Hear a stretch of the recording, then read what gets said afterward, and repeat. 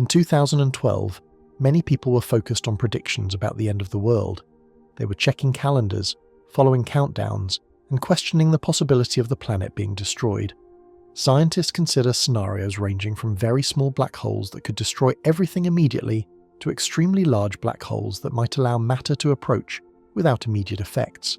So what would actually happen if the Earth fell into a black hole? In this video, we'll examine some of the most extreme physical conditions in the universe. Before we dive in, tell us in the comments below where in the world you're watching from and what time it is there now. We're always excited about reading where our viewers are watching from.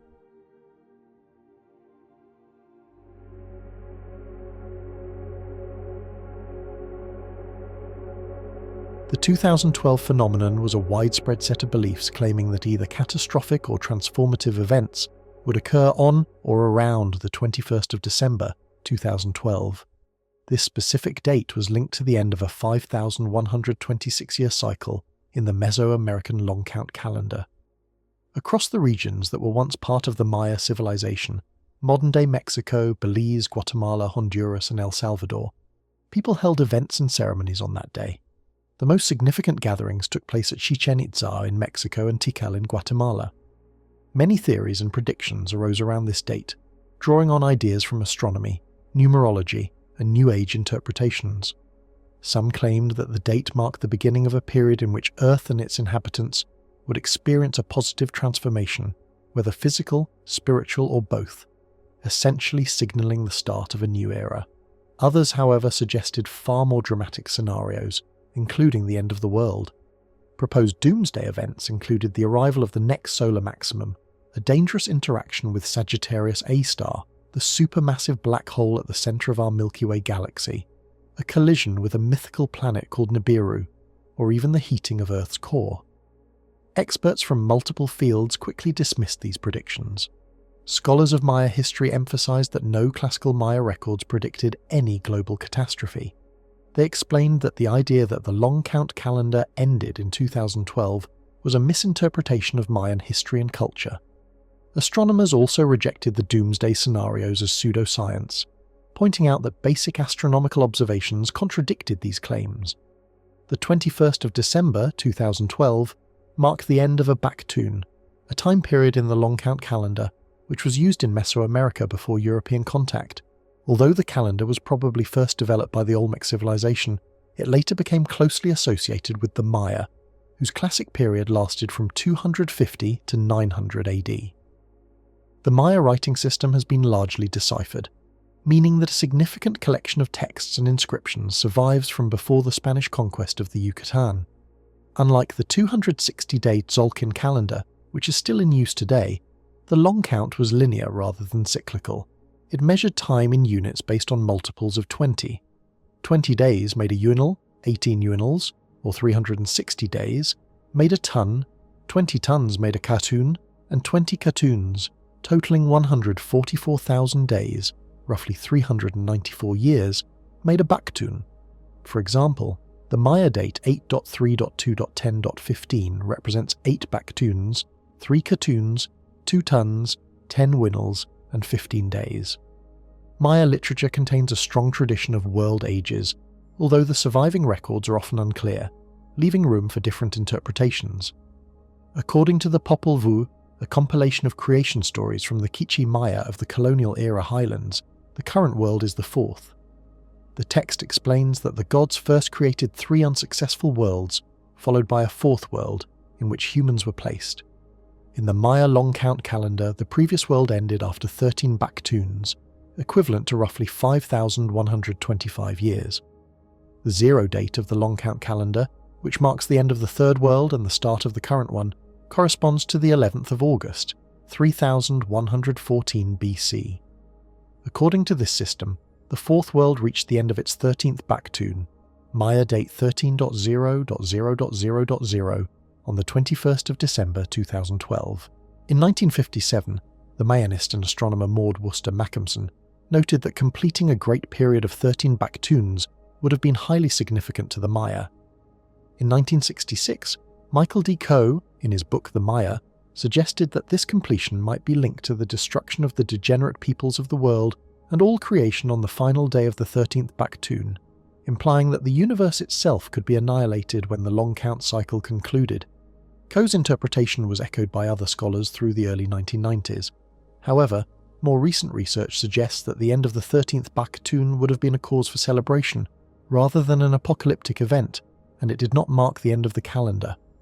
Mayanist scholar Mark Van Stone explained that there is no evidence in Maya, Aztec, or ancient Mesoamerican records to suggest that people predicted a sudden or major change in 2012. In 1990, Mayanist scholars Linda Scheel and David Friedel emphasized that the Maya did not view this as the end of creation. Susan Milbrath, curator of Latin American art and archaeology at the Florida Museum of Natural History, stated that there is no record showing the Maya believed the world would end in 2012. Sandra Noble, executive director of the Foundation for the Advancement of Mesoamerican Studies, described the 2012 phenomenon as a complete invention and an opportunity for some to profit. E. Willis Andrews V, director of the Tulane University Middle American Research Institute, noted that there would always be another cycle, as the Maya were accustomed to the idea of continuous cycles. Recent archaeological discoveries, such as a new calendar found at Zultun, further reinforce this perspective. One archaeologist highlighted that the ancient Maya expected the world to continue normally for thousands of years beyond 2012, showing that they were focused on stability rather than dramatic endings. The Maya were not predicting the end, they were recording continuity. Leaders and representatives of contemporary Maya communities also criticized the idea that the world would end with the 13th Baktun. Ricardo Cajas, president of the Colectivo de Organizaciones Indígenas de Guatemala, stated that the date did not signify the end of humanity, but rather the beginning of a new cycle, representing potential changes in human consciousness.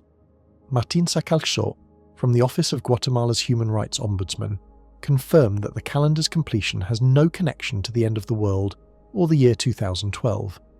The 2012 phenomenon was a widespread set of beliefs claiming that either catastrophic or transformative events would occur on or around the 21st of December 2012. This specific date was linked to the end of a 5,126-year cycle in the Mesoamerican long count calendar. Across the regions that were once part of the Maya civilization, modern-day Mexico, Belize, Guatemala, Honduras, and El Salvador, people held events and ceremonies on that day.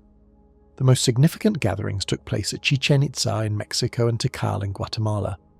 Many theories and predictions arose around this date, drawing on ideas from astronomy, numerology, and New Age interpretations. Some claimed that the date marked the beginning of a period in which Earth and its inhabitants would experience a positive transformation, whether physical, spiritual, or both, essentially signalling the start of a new era. Others, however, suggested far more dramatic scenarios, including the end of the world. Proposed doomsday events included the arrival of the next solar maximum, a dangerous interaction with Sagittarius A star, the supermassive black hole at the center of our Milky Way galaxy, a collision with a mythical planet called Nibiru, or even the heating of Earth's core. Experts from multiple fields quickly dismissed these predictions. Scholars of Maya history emphasized that no classical Maya records predicted any global catastrophe. They explained that the idea that the long count calendar ended in 2012 was a misinterpretation of Mayan history and culture. Astronomers also rejected the doomsday scenarios as pseudoscience, pointing out that basic astronomical observations contradicted these claims. The 21st of December 2012 marked the end of a Baktun, a time period in the long count calendar which was used in Mesoamerica before European contact. Although the calendar was probably first developed by the Olmec civilization, it later became closely associated with the Maya, whose classic period lasted from 250 to 900 AD. The Maya writing system has been largely deciphered, meaning that a significant collection of texts and inscriptions survives from before the Spanish conquest of the Yucatan. Unlike the 260-day Tzolk'in calendar, which is still in use today, the long count was linear rather than cyclical. It measured time in units based on multiples of 20.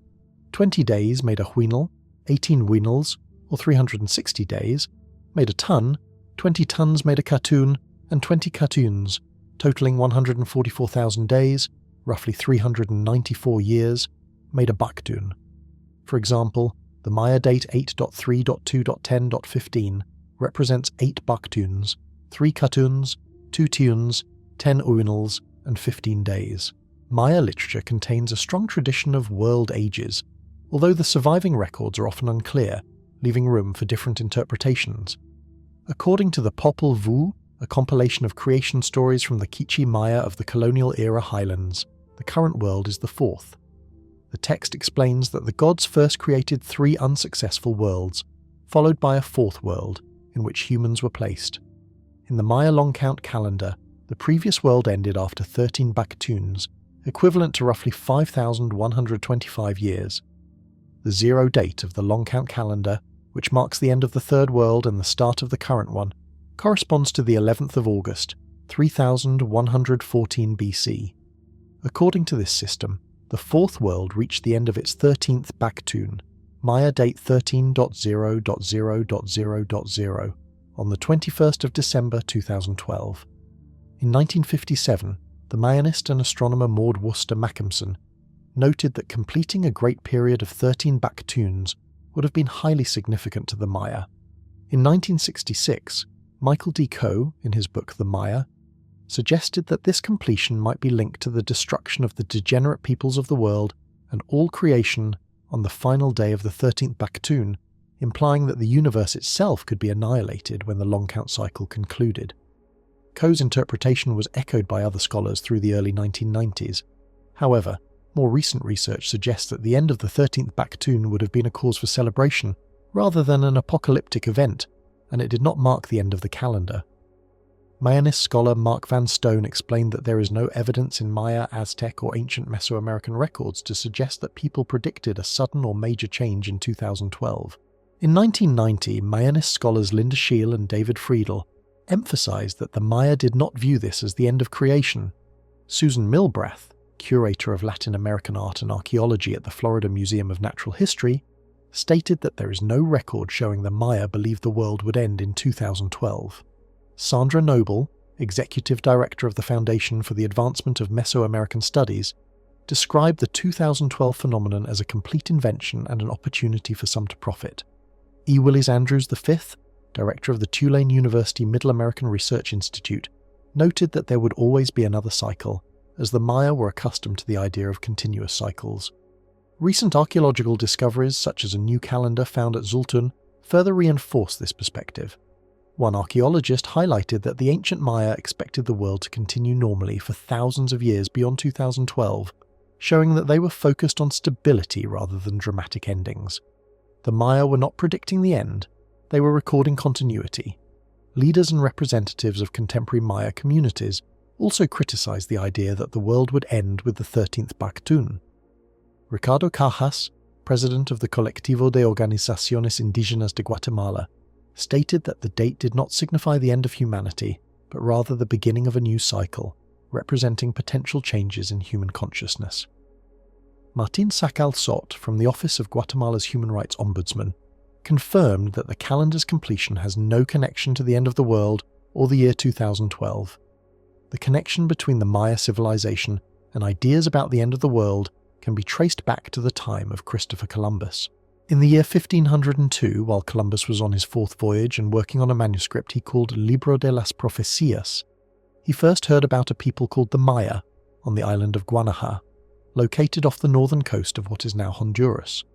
Influenced by the writings of Bishop Pierre Daly, Columbus came to believe that discovering these faraway lands, and by extension, the Maya themselves, was foretold in prophecy, and that it might play a role in bringing about the apocalypse. During the early years of the Spanish conquest, fears of the end of the world were widespread in Europe, partly because popular astrological predictions at the time suggested a second great flood might occur in the year 1524.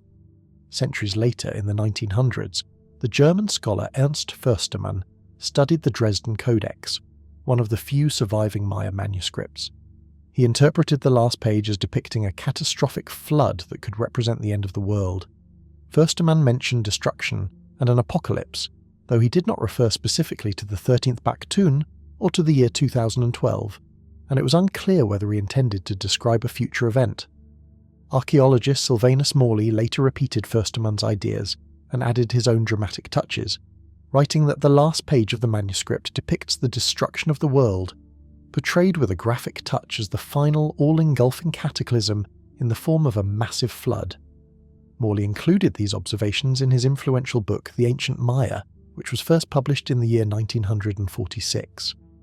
Morley included these observations in his influential book The Ancient Maya, which was first published in the year 1946. The actual significance of the 13th Baktun to the classic Maya is uncertain. Most inscriptions from the classic period are primarily historical records rather than predictions of future events. Only two known inscriptions make mention of the end of the 13th Baktun: Tortuguero Monument 6 and the La Corona Hieroglyphic Stairway 12. Tortuguero, a site in the southernmost part of Tabasco, Mexico, dates back to the 7th century Anno Domini and features inscriptions mostly honouring the ruler Bala Mahau. Tortuguero Monument 6 is the only known inscription to refer to Baktun 13 in any detail, though parts of it have been damaged over time. Scholars Sven Gronemeyer and Barbara MacLeod translated it to reveal references to the god Bolon-Yokti. Very little is known about this god. According to Mayanists Marcus Ebel and Christian Prager, his name combines the elements 9, OKT, whose meaning is unknown, and God. Confusion in inscriptions from the classic period suggests that Bolon-Yokti was already considered ancient and mysterious at the time. He appears in other sites, such as Palenque, Usumacinta, and Lamar, as a god associated with war, conflict, and the underworld. In some depictions, he is shown with a rope around his neck, and in others with an incense bag, symbols interpreted as part of a ritual meant to conclude a cycle of years. Based on modern observations of Maya rituals, Gronemeyer and MacLeod argue that Tortuguero Monument 6 refers to a celebration in which a person representing Bolon-Yokti Ku was dressed in ceremonial garments and paraded around the site. They also suggest that the connection between Bolon-Yokti Ku and Baktun 13 was so important in this context that it took precedence over more common ceremonies, such as erecting stelae or scattering incense. They even argue that this event was meant to occur in the year 2012, not the 7th century. However, Mayanist scholar Stephen Houston disagrees, claiming that references to future dates in Maya inscriptions were meant to echo contemporary events, and that the stela was describing events happening at the time rather than predicting the future. In the months of April and May in the year 2012, archaeologists discovered a previously unknown inscription on a stairway at the La Corona site in Guatemala. Known as Hieroglyphic Stairway 12, the inscription details the establishment of a royal court in Calakmul in the year 635 Anno Domini, and compares the recent completion of 13 Katuns with the future completion of the 13th Baktun. Importantly, the text does not speculate on any future events, or describe what the scribes believed would happen at that time. Maya inscriptions occasionally mention events far into the future, often through distance dates, which are long count dates combined with an additional number called a distance number that projects a date forward. For example, on the west panel of the Temple of Inscriptions in Palenque, one text projects to the 80th 52-year calendar round after the coronation of the ruler Knichjana Pakal. Pakal was crowned on the long count date 9.9.2.4.8, which corresponds to the 27th of July, 615 Anno Domini, in the proleptic Gregorian calendar. The text starts with Pakal's birth date, 9.8.9, 13.0, 24th of March, 603 Anno Domini. Then adds the distance number 10, 11, 10.5, 8, arriving at a future date of the 21st of October, 4772 Anno Domini, more than 4,000 years after Pakal's time. Another example is Stela 1 at Koba, which records the creation date as 13-13-13-13, 13-13-13-13, 13-13-13-13, 13-13-13-13, 13-13-13-13, 0, 0, 0, 0, representing 19 units beyond the Baktun. According to scholar Linda Scheel, these repeated 13s act as the starting point of a huge odometer of time, each resetting to 1 as numbers progress. This inscription projects the duration of the universe as lasting at least 2021 times, 13 times 360 days, or approximately 2.687 times 10 to the power of 28 years, roughly 2 quintillion times longer than the current estimated age of the universe. Some researchers have even suggested this could indicate that creation itself took place after this vast time span. In the year 2012, researchers announced the discovery of Maya astronomical tables at Zultun, Guatemala. These tables chart the movements of the Moon and other celestial bodies across the span of 17 baktuns, demonstrating the Maya's remarkable capacity for long-term astronomical observation and recording. Many of the ideas and claims about the year 2012 are part of what is called Mayanism. This is not a formal system or scientific study, but rather a loose set of New Age beliefs that focus on what people see as the ancient wisdom and spirituality of the Maya. It is important to note that Mayanism is very different from the work of a Mayanist, which refers to an academic scholar who studies the history, culture, and writings of the Maya civilization. According to archaeoastronomer Anthony Aveni, although ancient Maya texts often discussed concepts like balancing the cosmos, the modern fascination with the year 2012 did not actually come from these traditional Maya ideas. Instead, it emerged from modern American concepts such as the New Age movement, ideas about a global transformation or millenarian shift in 2012, and the belief that secret knowledge from distant times or places could guide humanity. Books and articles associated with the 2012 phenomenon often explored themes like distrust of mainstream Western culture, spiritual growth or evolution, and the possibility of leading the world into a new era either individually or through the collective awareness of a group. The main goal of this literature was not necessarily to predict doom, but rather to inspire alternative ways of thinking, support countercultural ideas, and encourage spiritual or social activism. Aveni describes these 2012 stories as a reflection of a society searching for meaning outside itself. In his view, when people cannot find answers to life's biggest questions within themselves, they look outward to imagined entities far away in time or space that might hold superior knowledge. The speculation about 2012 can be traced back to the mid-1970s. In 1975, the end of the 13th Baktun, a cycle in the Maya long count calendar, became the subject of discussion among New Age writers. These authors suggested it would coincide with a worldwide transformation of consciousness. In his book Mexico Mystique, The Coming Sixth Age of Consciousness, Frank Waters connected the date proposed by Maya scholar Michael Coe, 24th of December 1911, to astrology and to prophecies from the Hopi people. At the same time, José Argüelles, in The Transformative Vision, and Terence McKenna in The Invisible Landscape, explored the significance of the year 2012 without pointing to a specific day. Research suggests that Arguelles and McKenna were influenced by the ideas of American writer William S. Burroughs, who in 1960 described the end of the Maya long count as a moment of apocalyptic human consciousness in his book The Exterminator. In 1983, when Robert J. Scherer published a revised table of Maya calendar date correlations in the 4th edition of Sylvanus Morley's The Ancient Maya, some New Age writers became convinced that the 21st of December, 2012, held special meaning. By 1987, the same year Arguelles organized the Harmonic Convergence event, he was using this date in his book The Mayan Factor, Path Beyond Technology. Arguelles claimed that on the 13th of August, 3113 BC, the Earth began a passage through a galactic synchronization beam coming from the center of the Milky Way.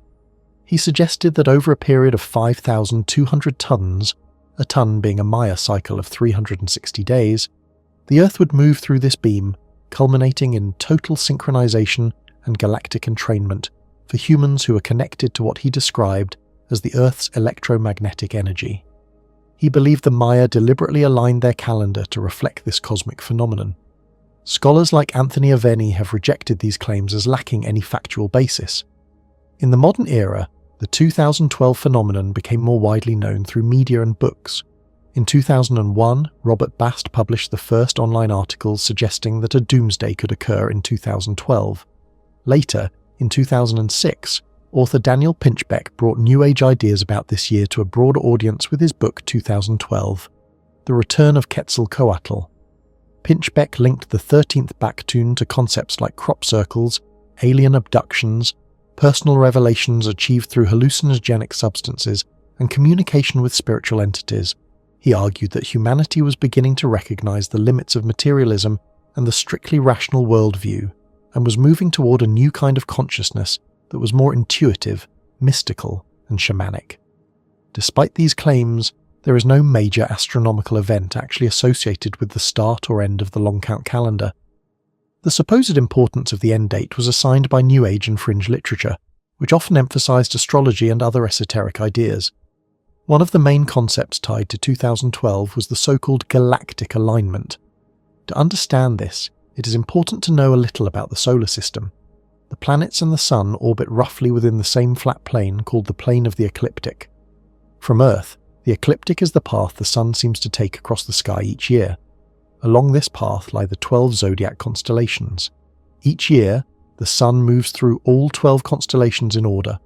Over long periods, the Sun's apparent position shifts slowly backward along the ecliptic due to a wobble in the Earth's axis, a phenomenon known as precession.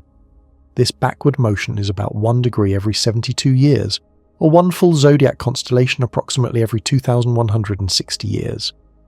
Over a cycle of roughly 25,800 years, sometimes called a great year, the Sun completes a full rotation backward through the zodiac.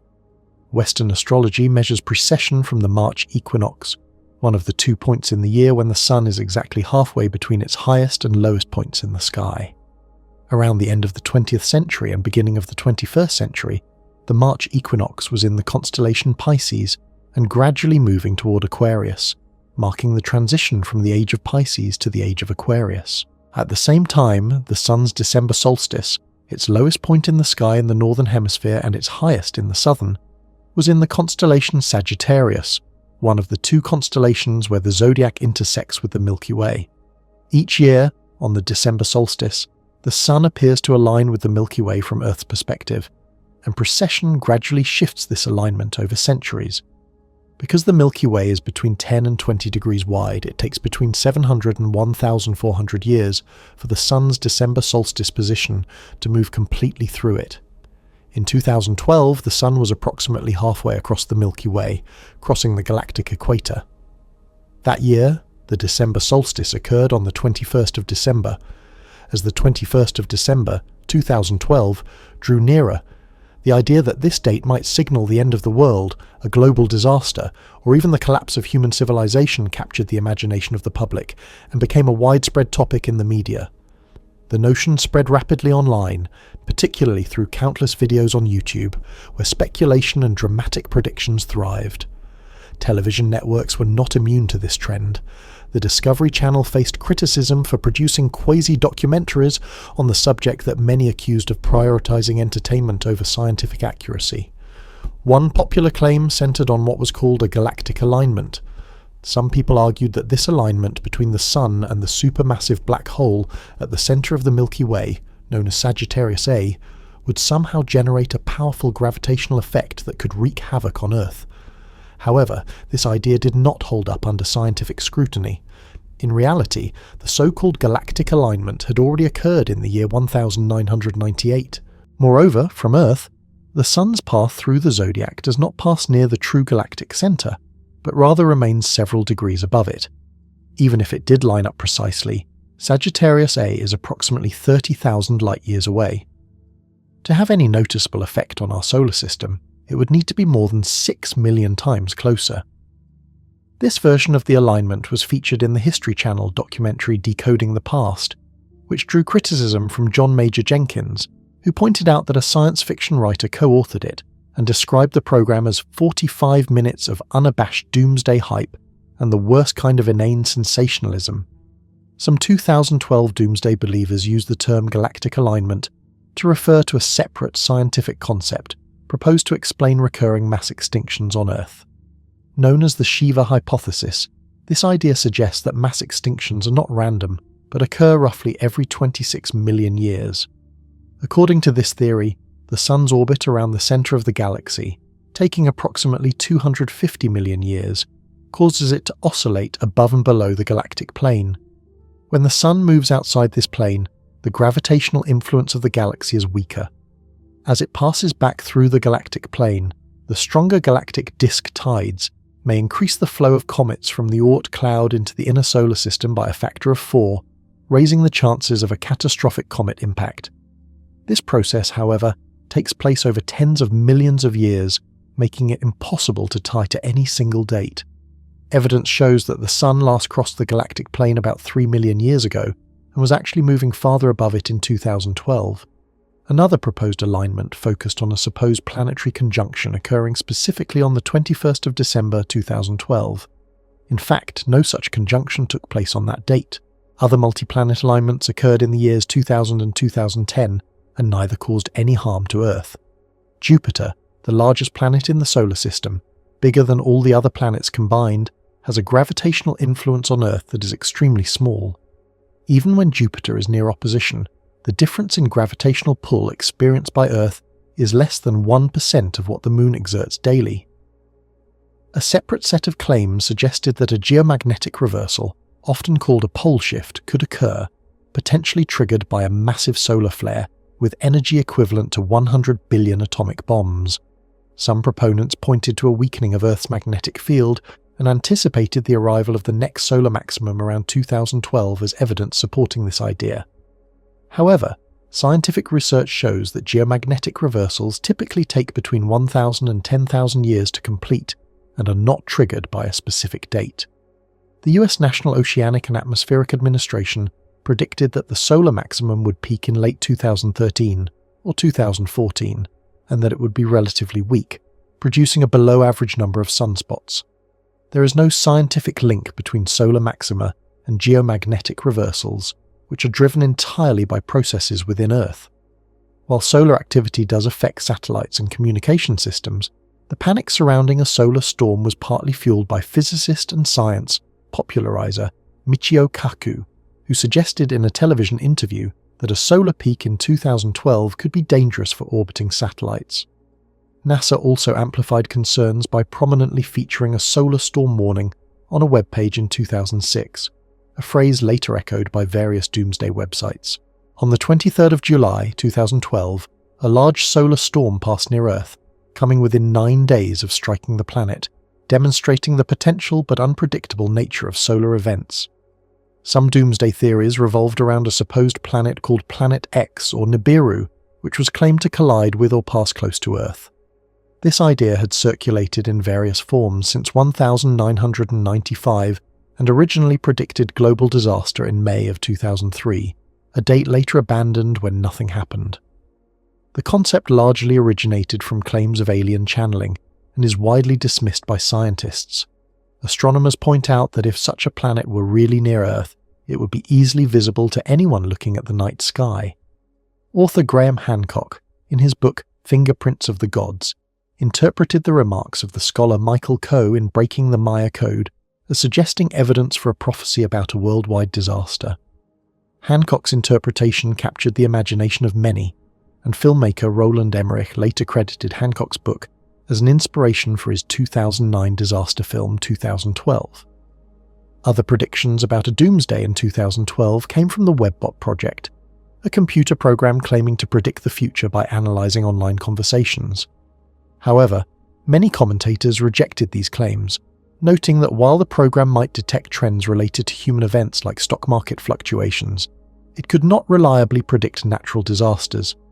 Some ideas linked the year 2012 to a long-standing concept called the Photon belt. According to this idea, Earth would experience some kind of interaction with Alcyone, the largest star in the Pleiades cluster. Scientists and skeptics quickly pointed out the problems with this claim. Photons cannot form belts. The Pleiades are more than 400 light-years away and cannot affect Earth, and, in fact, our solar system is moving farther from this star cluster, not closer. Certain media outlets even connected the doomsday predictions to the red supergiant star Betelgeuse, suggesting that its eventual supernova could threaten Earth. While it is true that Betelgeuse is in the final stages of its life and will eventually explode, astronomers emphasize that there is no way to predict when this will happen, not even within 100,000 years. To pose any real danger, a supernova would need to be within 25 light-years of Earth, and Betelgeuse is roughly 600 light-years away. In December 2011, NASA astronomer Francis Reddy released a statement confirming that Betelgeuse posed no threat in 2012. Alien invasion theories also emerged. In December 2010, an article first published on Examiner.com and later referenced in the English language edition of Pravda claimed that the SETI program had detected 3 large spacecraft set to arrive on Earth in 2012. This claim cited a photograph from the second digitized sky survey as evidence.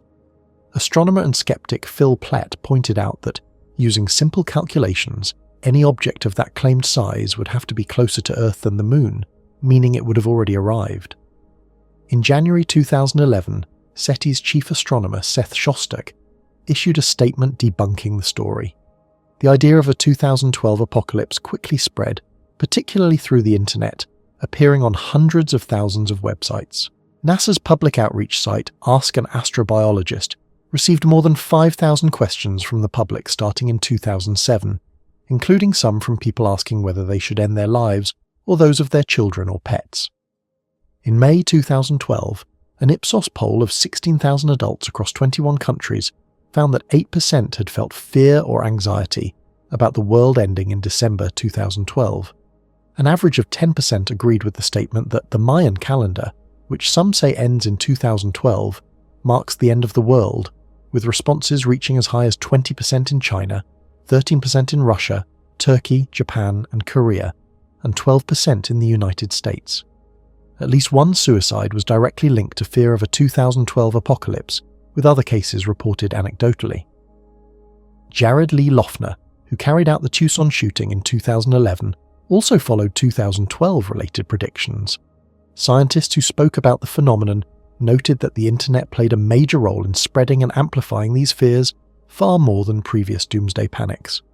Starting around 2000, the small French village of Bugarac, with a population of 189, began attracting visitors known as esoterics, mystics who believed the local mountain Pic de Bugarac was a safe place to survive the events of 2012. By 2011, the local mayor Jean-Pierre Delors expressed concern to international media that thousands of visitors might overwhelm the village, even suggesting that he might request military assistance. In March 2012, Delors told The Independent, "Already this year more than 20,000 people have climbed right to the top, and last year we had 10,000 hikers, which was a significant rise over the previous 12 months. They think Pic de Bugarac is a garage for UFOs. The villagers are exasperated. The exaggerated importance of something they see as completely removed from reality is bewildering. After 21st December, this will surely return to normal." In December 2012, the French government stationed 100 police officers and firefighters around Bugarac and the mountain to limit access. Ultimately, only about 1,000 visitors arrived at the peak, 2 planned raves were cancelled, 12 people were turned away from the summit, and 5 were arrested for carrying weapons. Some villagers criticised Mayor Delors for failing to capitalise on the media attention to promote the region. In Turkey, the village of Şirince, near the ancient city of Ephesus, expected over 60,000 visitors on 21st December 2012, as New Age followers believed the village's positive energy would help them survive the predicted catastrophe. In reality, only a small fraction arrived, many of them police officers and journalists, and the expected economic benefits did not materialise. Similarly, the pyramid-shaped mountain of Ratanj in the Serbian Carpathians drew attention because rumours claimed it would generate a protective energy field. Hotels around the mountain were fully booked in anticipation. In Russia, inmates at a women's prison reportedly experienced a collective mass psychosis in the weeks before the supposed doomsday, and residents of a factory town near Moscow emptied supermarkets of matches, candles and food. The Russian Minister of Emergency Situations reassured the public that monitoring methods showed no apocalypse was expected in December. When asked directly about the end of the world, President Vladimir Putin humorously replied, "In about 4.5 billion years." In December 2012, Vatican astronomer Reverend José Funes wrote in the Vatican newspaper L'Osservatore Romano that the apocalyptic theories surrounding 2012 were not even worth discussing. In May 2011, between 5,000 and 7,000 Hmong people in Dien Bien Province, Vietnam, held a protest claiming that the end of the world was near and that supernatural forces would evacuate the Hmong to their own homeland. Vietnamese authorities believed this was a manipulation by separatist groups. In China, up to 1,000 members of the Christian cult known as Almighty God were arrested after claiming that the end of the 13th Baktun marked the end of the world and signalled the need to overthrow the communist government. Shoppers reportedly stockpiled candles in anticipation of darkness, and online retailer Taobao even sold tickets for boarding a Noah's Ark-themed escape. Wedding bookings for 21st December 2012 were in high demand in several cities. On 14th December 2012, a man in Henan province attacked and wounded 23 children with a knife. Authorities suspected the attack was influenced by fears of the apocalypse. Scholars attributed the widespread belief in 2012 doomsday theories in China to low scientific literacy and distrust of government-controlled media. In Australia, on 6th December 2012, Prime Minister Julia Gillard delivered a hoax speech for radio station Triple J, humorously claiming, "My dear remaining fellow Australians, the end of the world is coming. Whether the final blow comes from flesh-eating zombies, demonic hellbeasts, or the total triumph of K-pop, if you know one thing about me, it is this: I will always fight for you to the very end." Radio host Neil Mitchell called the hoax immature and questioned whether it demeaned her office. In Hong Kong, Jasper Sang, president of the Legislative Council, adjourned a session on 20th December 2012, joking that he would not permit the world to end because the legislature needed to meet again in January 2013, drawing laughter from members of parliament. Countries that were once part of the Maya civilization, including Mexico, Belize, Guatemala, Honduras and El Salvador, organised events to mark the end of the 13th Bactun at major archaeological sites. On 21st December 2011, the Maya town of Tapachula in Chiapas activated an 8-foot-tall digital clock counting down the days until the end of Bactun 13. On 21st December 2012, major events were held at Chichen Itza in Mexico and Tikal in Guatemala, with the largest celebrations in El Salvador at Tazumel and in Honduras at Copan. At all these sites, Maya rituals took place at sunrise, led by shamans and Maya priests. On the very last day of the 13th Bactun, people living in the Yucatan Peninsula and other areas once ruled by the ancient Maya gathered to celebrate what they believed was the beginning of a new and better era. According to official reports from Mexico's National Institute of Anthropology and History, approximately 50,000 people visited Mexican archaeological sites on the 21st of December 2012. Among these visitors, about 10,000 went to Chichen Itza in Yucatan, 9,900 travelled to Tulum in Quintana Roo, and 8,000 visited Palenque in Chiapas. An additional 10,000 tourists visited Teotihuacan near Mexico City, even though it is not a Maya site. At Chichen Itza, the main celebration took place at dawn in the plaza of the Temple of Kukulkan, one of the most iconic symbols of Maya civilization. To accommodate the large crowd, the site opened 2 hours earlier than usual, allowing thousands of tourists, mostly foreigners, to join in the events marking the end of Bactun 13. Similarly, at the ancient city of Tikal in Guatemala, a fire ceremony began at dawn in the main plaza of the Temple of the Great Jaguar. This ritual was led by both Guatemalan and foreign priests, and it drew special guests including the President of Guatemala, Otto Perez, and the President of Costa Rica, Laura Chinchilla. During the ceremony, the priests offered prayers for unity, peace, and the end of discrimination and racism, expressing hope that the new cycle would bring a new dawn. About 3,000 people attended this event. Many of these celebrations were organized by government agencies in Mexico and Central America, with the tourism sector hoping to attract thousands of visitors. In a typical year, Mexico receives around 22 million foreign tourists. In 2012, the National Tourism Authority expected to draw 52 million visitors to the regions of Chiapas, Yucatan, Quintana Roo, Tabasco, and Campeche. Not everyone was happy with the celebrations. A Maya activist group in Guatemala, Oxlaljuj Ajpop, criticized the commercialization of the date. A spokesman from the Conference of Maya Ministers stressed that the Tikal ceremony was meant to be spiritual and personal, not a show for tourists. The secretary of the Great Council of Ancestral Authorities stated that many living Maya felt excluded from the activities at Tikal. This group held their own parallel ceremony, voicing concern that the date had been exploited for profit. Before the main Tikal event, around 200 Maya protested the celebration because they felt marginalized. Most modern Maya were largely indifferent to the public ceremonies, while a small number who still practiced ancient rites held more solemn and private rituals. Osvaldo Gomez, a technical advisor at the Tikal site, voiced frustration that many visitors had illegally climbed the stairs of the Temple of the Masks during the celebrations, causing what he described as irreparable damage. The 2012 phenomenon inspired unusual reactions far beyond Central America. In Brazil, Décio Colla, the mayor of São Francisco de Paula in the state of Rio Grande do Sul, urged residents to prepare for the end of the world by stockpiling food and supplies. In Corguinho, in the state of Mato Grosso do Sul, a colony was constructed for survivors of the predicted catastrophe. Hotels in Alto Paraíso de Goiás also reserved special accommodations for visitors anticipating prophetic events. In Bolivia, President Evo Morales took part in Quechua and Aymara rituals, which were supported by the government, to mark the southern solstice at Isla del Sol in the southern part of Lake Titicaca.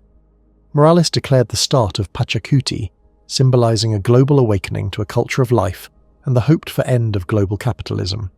He even proposed dismantling institutions like the International Monetary Fund and the World Bank. Elsewhere, unusual measures were taken to prevent disasters tied to apocalyptic fears. On the 21st of December 2012, the Uritorco mountain in Córdoba, Argentina, was closed after a proposed mass suicide event surfaced on Facebook. In the United States, sales of private underground blast shelters had increased noticeably since 2009, with construction companies promoting them as protection against the 2012 apocalypse. In Michigan, schools closed for the Christmas holidays 2 days early, partly because rumours about the world ending had sparked fears of repeat incidents similar to the Sandy Hook tragedy. Even American reality TV stars Heidi Montag and Spencer Pratt admitted that by 2010 they had spent almost all of their $10 million in earnings because they believed the world would end in 2012. A black hole is one of the most mysterious and extreme objects in the universe. It is a celestial body so incredibly dense that its gravity is overwhelmingly strong, so strong in fact that nothing can escape its pull, not even light itself. This is why black holes appear perfectly black, reflecting no light at all, behaving in some ways like an idealized black body in physics. The point around a black hole beyond which nothing can return is called the event horizon. Crossing this invisible boundary changes the destiny of anything that passes through it, yet an object would notice no sudden changes at that very moment. Albert Einstein's theory of general relativity, published in the year 1915, predicted that when a mass is sufficiently compact and dense, it can warp space-time so severely that a black hole forms. In the realm of quantum physics, particularly in quantum field theory applied to curved space-time, it is predicted that black holes are not entirely silent. They emit a faint form of radiation called Hawking radiation, which follows the same pattern as light emitted by a black body, with a temperature that becomes smaller as the black hole's mass increases. For black holes formed from stars, this temperature is extremely cold, only a tiny fraction of a degree above absolute zero, making it virtually impossible for us to detect directly.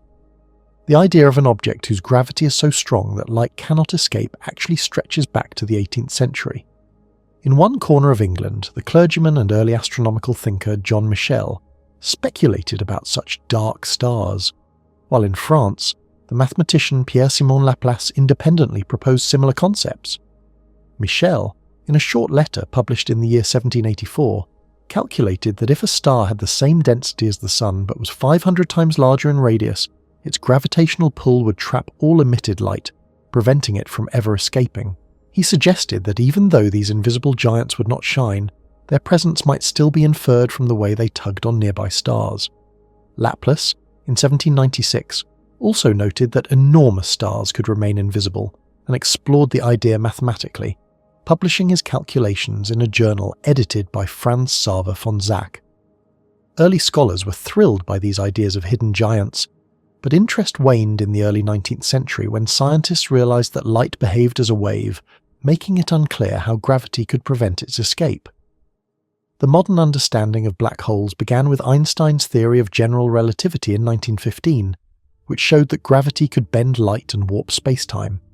Only months later, Karl Schwarzschild discovered the first exact solution to Einstein's equations that described the gravitational field of a point mass and a spherical mass, introducing what would later be called the Schwarzschild radius, the surface that now marks the edge of a black hole. A student of Hendrik Lorentz, Johannes Droste, independently arrived at the same solution and explored its properties further. At the Schwarzschild radius, certain terms in Einstein's equations became infinite, a phenomenon called a singularity, whose true nature puzzled scientists for years. In 1924, Arthur Eddington demonstrated that this singularity could disappear if one changed the coordinates used to describe space-time. By 1933, Georges Lemaitre realized that the singularity at the Schwarzschild radius was not physically real, but simply a coordinate effect. In 1926, Eddington even imagined the consequences if a star were compressed to its Schwarzschild radius, noting that its gravity would be so intense that light could not escape, spectral lines would disappear, and space itself would curve so drastically that the star could appear to vanish from the universe. In 1931, Subrahmanyan Chandrasekhar calculated that a non-rotating star composed of dense electron-degenerate matter could only support a certain maximum mass, now called the Chandrasekhar limit, roughly 1.4 times the mass of our Sun. Above this mass, no stable solution exists, meaning the star could collapse further. While contemporaries such as Eddington and Lev Landau initially resisted the idea, suggesting some unknown mechanism would stop collapse, later understanding showed that a white dwarf slightly exceeding this limit would collapse into a neutron star, which could remain stable due to nuclear forces. By 1939, Robert Oppenheimer and George Volkoff extended this reasoning to neutron stars, predicting that those exceeding a certain mass, the Tolman-Oppenheimer-Volkoff limit, would collapse further into what we now understand as black holes. Their original calculations suggested a limit of roughly 0.7 times the mass of the Sun, but later refinements considering neutron-neutron repulsion raised this range to about 1.5 to 3 solar masses. Observations of the neutron star merger, which likely produced a black hole soon afterward, have refined this limit to around 2.17 solar masses. Oppenheimer and his colleagues also interpreted the singularity at the Schwarzschild radius as a boundary where time effectively stops for an outside observer. From this viewpoint, collapsing stars appeared frozen at the edge, earning them the nickname frozen stars. That same year, Einstein himself attempted to argue against the possibility of black holes, publishing a paper claiming they could not exist. Months later, Oppenheimer and his student Hartland Snyder published a groundbreaking study showing that, according to general relativity, black holes could indeed form under specific conditions. In 1958, David Finkelstein made a major breakthrough by identifying the Schwarzschild surface as an event horizon, a one-way membrane through which matter and information could enter but never leave. He introduced a new perspective to account for observers falling into the black hole, extending the Schwarzschild solution to their experience. A related concept, independently developed by Martin Kruskal, eventually led to the Kruskal-Szekeres coordinates, which allowed physicists to fully understand black holes from multiple viewpoints, both outside and inside the event horizon. Black holes usually form when very massive stars reach the end of their life cycles and collapse under their own gravity. Once a black hole forms, it can grow by pulling in matter from its surroundings. Some black holes become supermassive, reaching millions or even billions of times the Sun's mass, either by merging with other black holes, absorbing stars, or collapsing directly from enormous gas clouds. Today, astronomers agree that almost every large galaxy, including our own Milky Way, contains a supermassive black hole at its centre. The one at the heart of the Milky Way, known as Sagittarius A, has a mass of roughly 4,300,000 times that of the Sun. Even though black holes emit no light of their own, their presence can be detected by how they interact with surrounding matter. Gas and dust spiralling into a black hole form a glowing accretion disk, heated by friction, which can shine so brightly that in some cases it creates a quasar, one of the brightest phenomena in the universe. Stars wandering too close to a supermassive black hole can be torn apart, producing spectacular streams of light before being devoured. Observing the orbits of stars around suspected black holes also allows astronomers to measure their mass and confirm that they are indeed black holes, rather than other dense objects such as neutron stars. Using these methods, many stellar mass black hole candidates have been identified in binary systems. From speculative dark stars proposed centuries ago to modern observations of accretion disks and quasars, the story of black holes spans human imagination and scientific rigor, showing how theoretical predictions from general relativity have gradually become one of the most remarkable and well-supported aspects of modern astrophysics. The period stretching from the middle of the 1960s to the middle of the 1970s is often celebrated as the golden age of black hole research.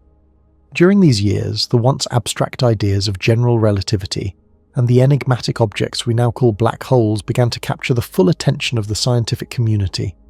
Researchers were no longer just speculating, they were actively mapping the strange and fascinating landscapes of space, where gravity dominates so completely that not even light can escape.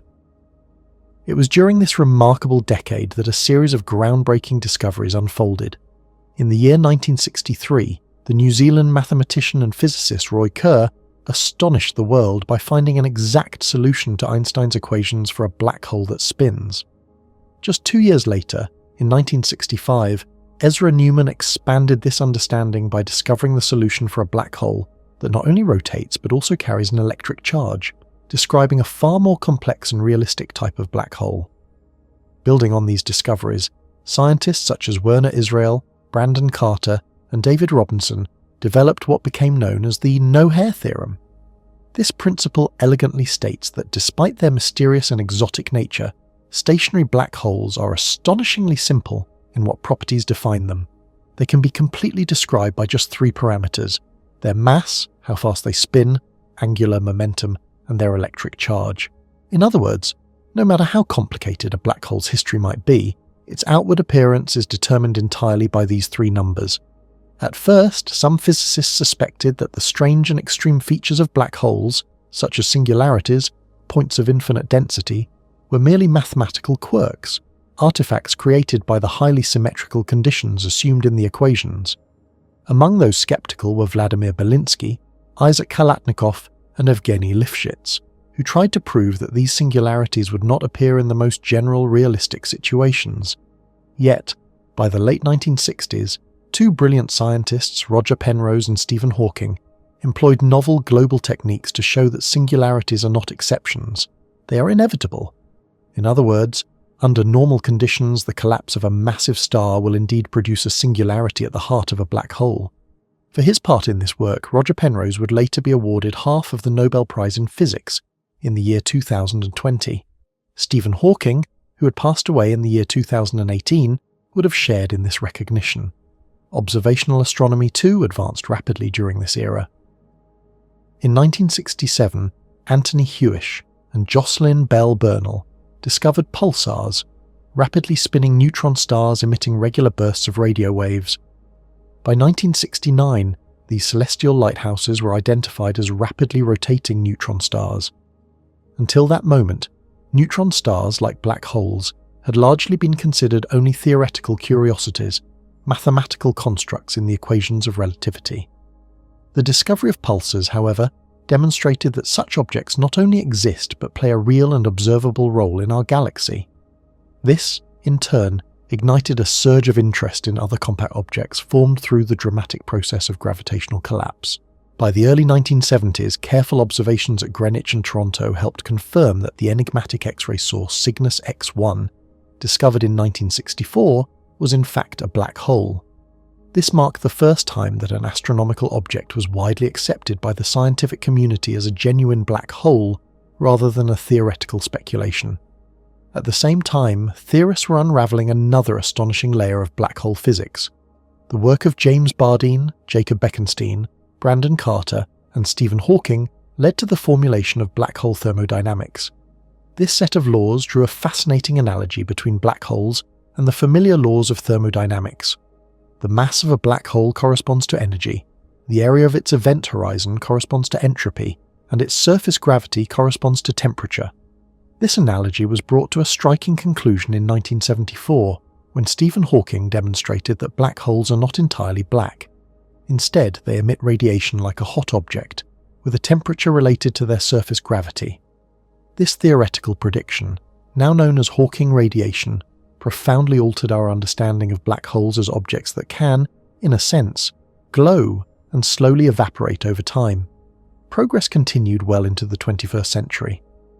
On the 11th of February in the year 2016, the LIGO Scientific Collaboration, working together with the Virgo Collaboration, announced the first direct detection of gravitational waves, ripples in the fabric of space-time caused by the merger of 2 black holes.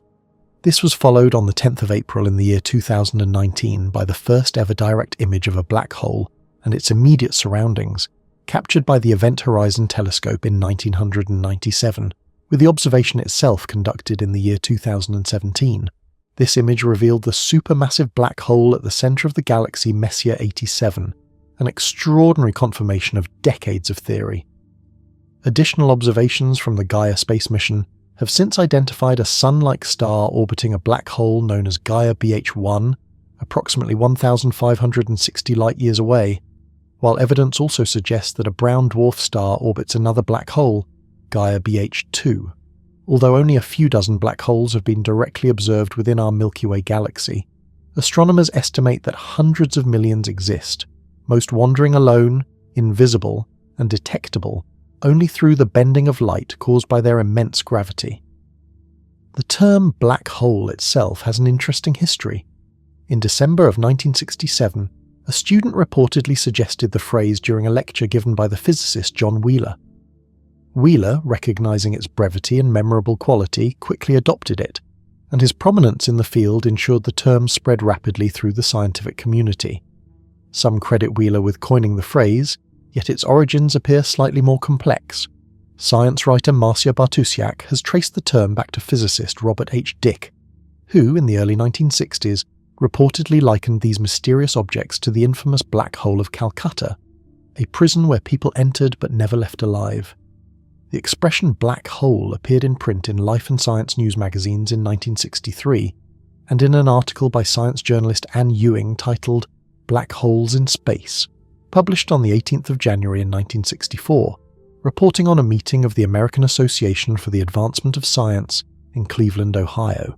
In this way, the golden age of black hole research not only transformed theoretical physics, but also captured the imagination of the public and the media, embedding the concept of black holes into both scientific and popular culture. It was a decade when imagination met mathematics, theory met observation, and the universe revealed some of its darkest and most fascinating secrets. A black hole is an object so extreme that the speed needed to escape from it, called the escape velocity, is faster than the speed of light. In technical terms, a black hole can be defined as any object whose entire mass is packed into a space smaller than its so-called Schwarzschild radius. This radius comes from a solution to Albert Einstein's equations of general relativity.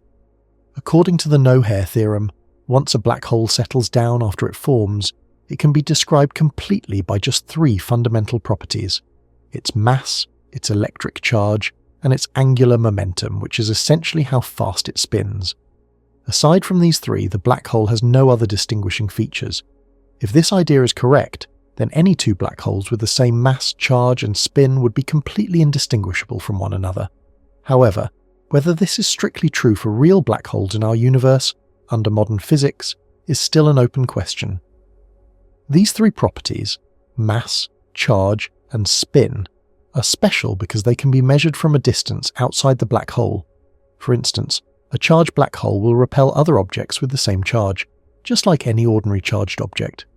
Similarly, the total mass of a black hole can be calculated from far away using the gravitational equivalent of Gauss's law, known as the ADM mass. The spin of a black hole can also be measured from a distance, thanks to the effect of frame dragging in the black hole's gravitational field, an effect described by the lens-Thirring phenomenon. When an object falls into a black hole, any information about its shape, structure, or how its charge is distributed becomes smeared across the surface of the black hole's event horizon and is lost to outside observers. The event horizon behaves like a dissipative system, similar to a stretchy, conductive membrane with friction and resistance. This is very different from ordinary physical fields, such as electromagnetism, which do not have friction at the microscopic level and are reversible in time. Because a black hole eventually settles into a state described by only three parameters, virtually all other information about the matter that formed it is lost. This includes many quantities that are otherwise approximately conserved in physics, such as the total number of baryons or leptons. This mysterious disappearance of information is so puzzling that it is known as the black hole information loss paradox. The simplest type of black hole, which is static, has mass but no electric charge and no spin. These are called Schwarzschild black holes, after Karl Schwarzschild, who discovered this solution in the year 1916. According to Birkhoff's theorem, this is the only spherically symmetric solution in empty space. This means that at a distance, the gravitational field of a Schwarzschild black hole looks exactly like that of any other spherical object of the same mass. The popular image of a black hole, sucking in everything, is only accurate very close to its horizon. Far away, its gravitational pull is just like that of any other object with the same mass. More general types of black holes also exist. A non-rotating but electrically charged black hole is described by the Reissner-Nordström metric. A rotating black hole without charge is described by the Kerr metric. The most general known type of stationary black hole, which has both spin and charge, is described by the Kerr-Newman metric. While a black hole can have any positive mass, its charge and spin are limited by its mass. The total electric charge and angular momentum must satisfy a particular inequality relative to the mass. Black holes that have the smallest possible mass for a given charge and spin are called extremal black holes. Some solutions to Einstein's equations that break this rule exist, but they lack an event horizon. These produce naked singularities, which can be observed directly from outside and are generally considered unphysical. The cosmic censorship hypothesis proposes that such naked singularities cannot form when realistic matter collapses, and this is supported by computer simulations. Because the electromagnetic force is so strong, black holes formed from collapsing stars are expected to retain almost no net charge, remaining nearly neutral like the star they came from. Rotation, however, is almost always present in compact astrophysical objects. For example, the black hole candidate in the binary X-ray system known as GRS, 1915 + 105, appears to spin very close to the maximum allowed rate. Black holes are often categorized by their mass alone, without considering spin. The size of a black hole measured by the radius of its event horizon, or Schwarzschild radius, is directly proportional to its mass. For a black hole with spin or charge, this radius becomes smaller, and in an extremal black hole, the event horizon can shrink to almost zero. A black hole is defined by a mysterious and invisible boundary called the event horizon. This boundary marks the point of no return. Once anything, whether it is matter or light, crosses this line, it is pulled irresistibly inward toward the black hole's core. Nothing can escape from inside this boundary, not even light itself. The reason it is called an event horizon is that any event happening within this boundary cannot send information to the outside universe. From the perspective of an outside observer, it is as if the event never occurred, hidden completely by the black hole. According to Albert Einstein's theory of general relativity, the presence of mass warps the very fabric of space and time.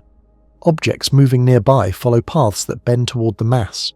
At the event horizon, this warping becomes so extreme that there are no paths leading away. Everything is doomed to fall inward. Imagine a thought experiment. A distant observer watches a clock near a black hole. To the observer, the clock seems to tick ever more slowly as it approaches the event horizon. This phenomenon is known as gravitational time dilation. An object falling into a black hole would appear from the outside to slow down endlessly, never quite reaching the horizon.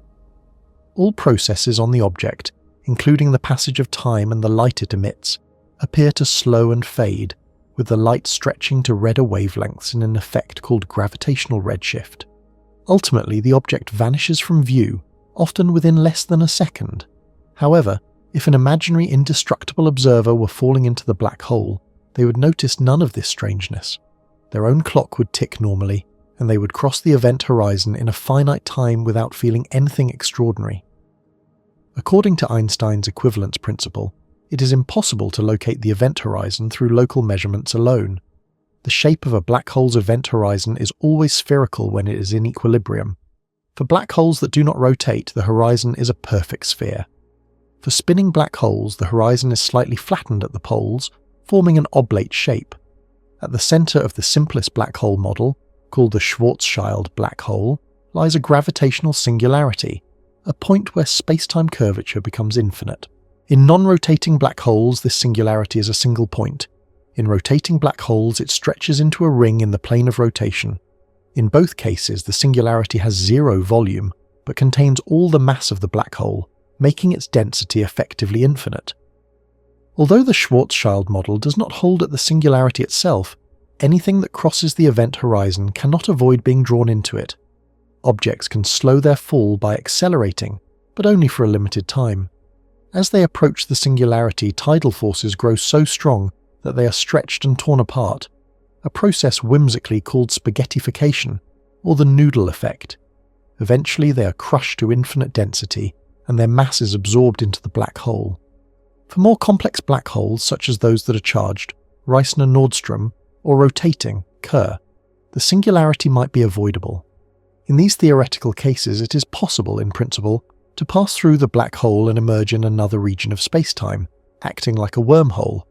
One could even, hypothetically, follow a closed path in time, returning to the past, which raises paradoxes such as the famous grandfather paradox. However, these ideas are purely theoretical. Any small disturbance would destroy the possibility, and quantum effects likely prevent them entirely.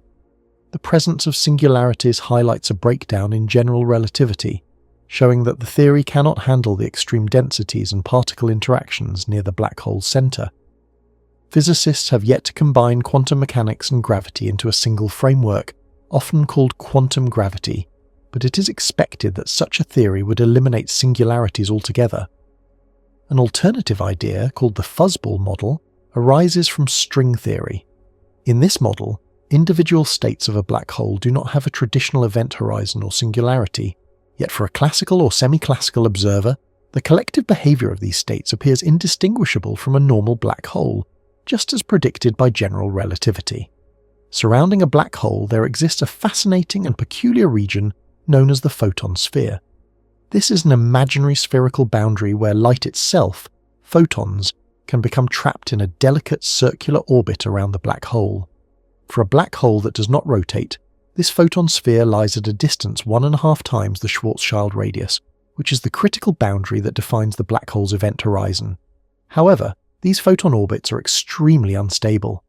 Even a tiny disturbance, such as a stray particle of matter falling nearby, can disrupt the orbit. The photon might then either spiral inward, inevitably crossing the event horizon and vanishing from the universe, or drift outward and escape into space. Although light can still escape from regions near the photon sphere, any light crossing it while heading inward is doomed to be captured by the black hole. Therefore, any light reaching a distant observer from the photon sphere must have originated from a region lying between this sphere and the event horizon. In the case of a Kerr black hole, which spins on its axis, the radius of the photon sphere is not fixed but depends on both the black hole's spin and the precise path of the photon. Photons may orbit in the same direction as the black hole's rotation, known as a prograde orbit, or in the opposite direction, called a retrograde orbit, leading to different orbital radii.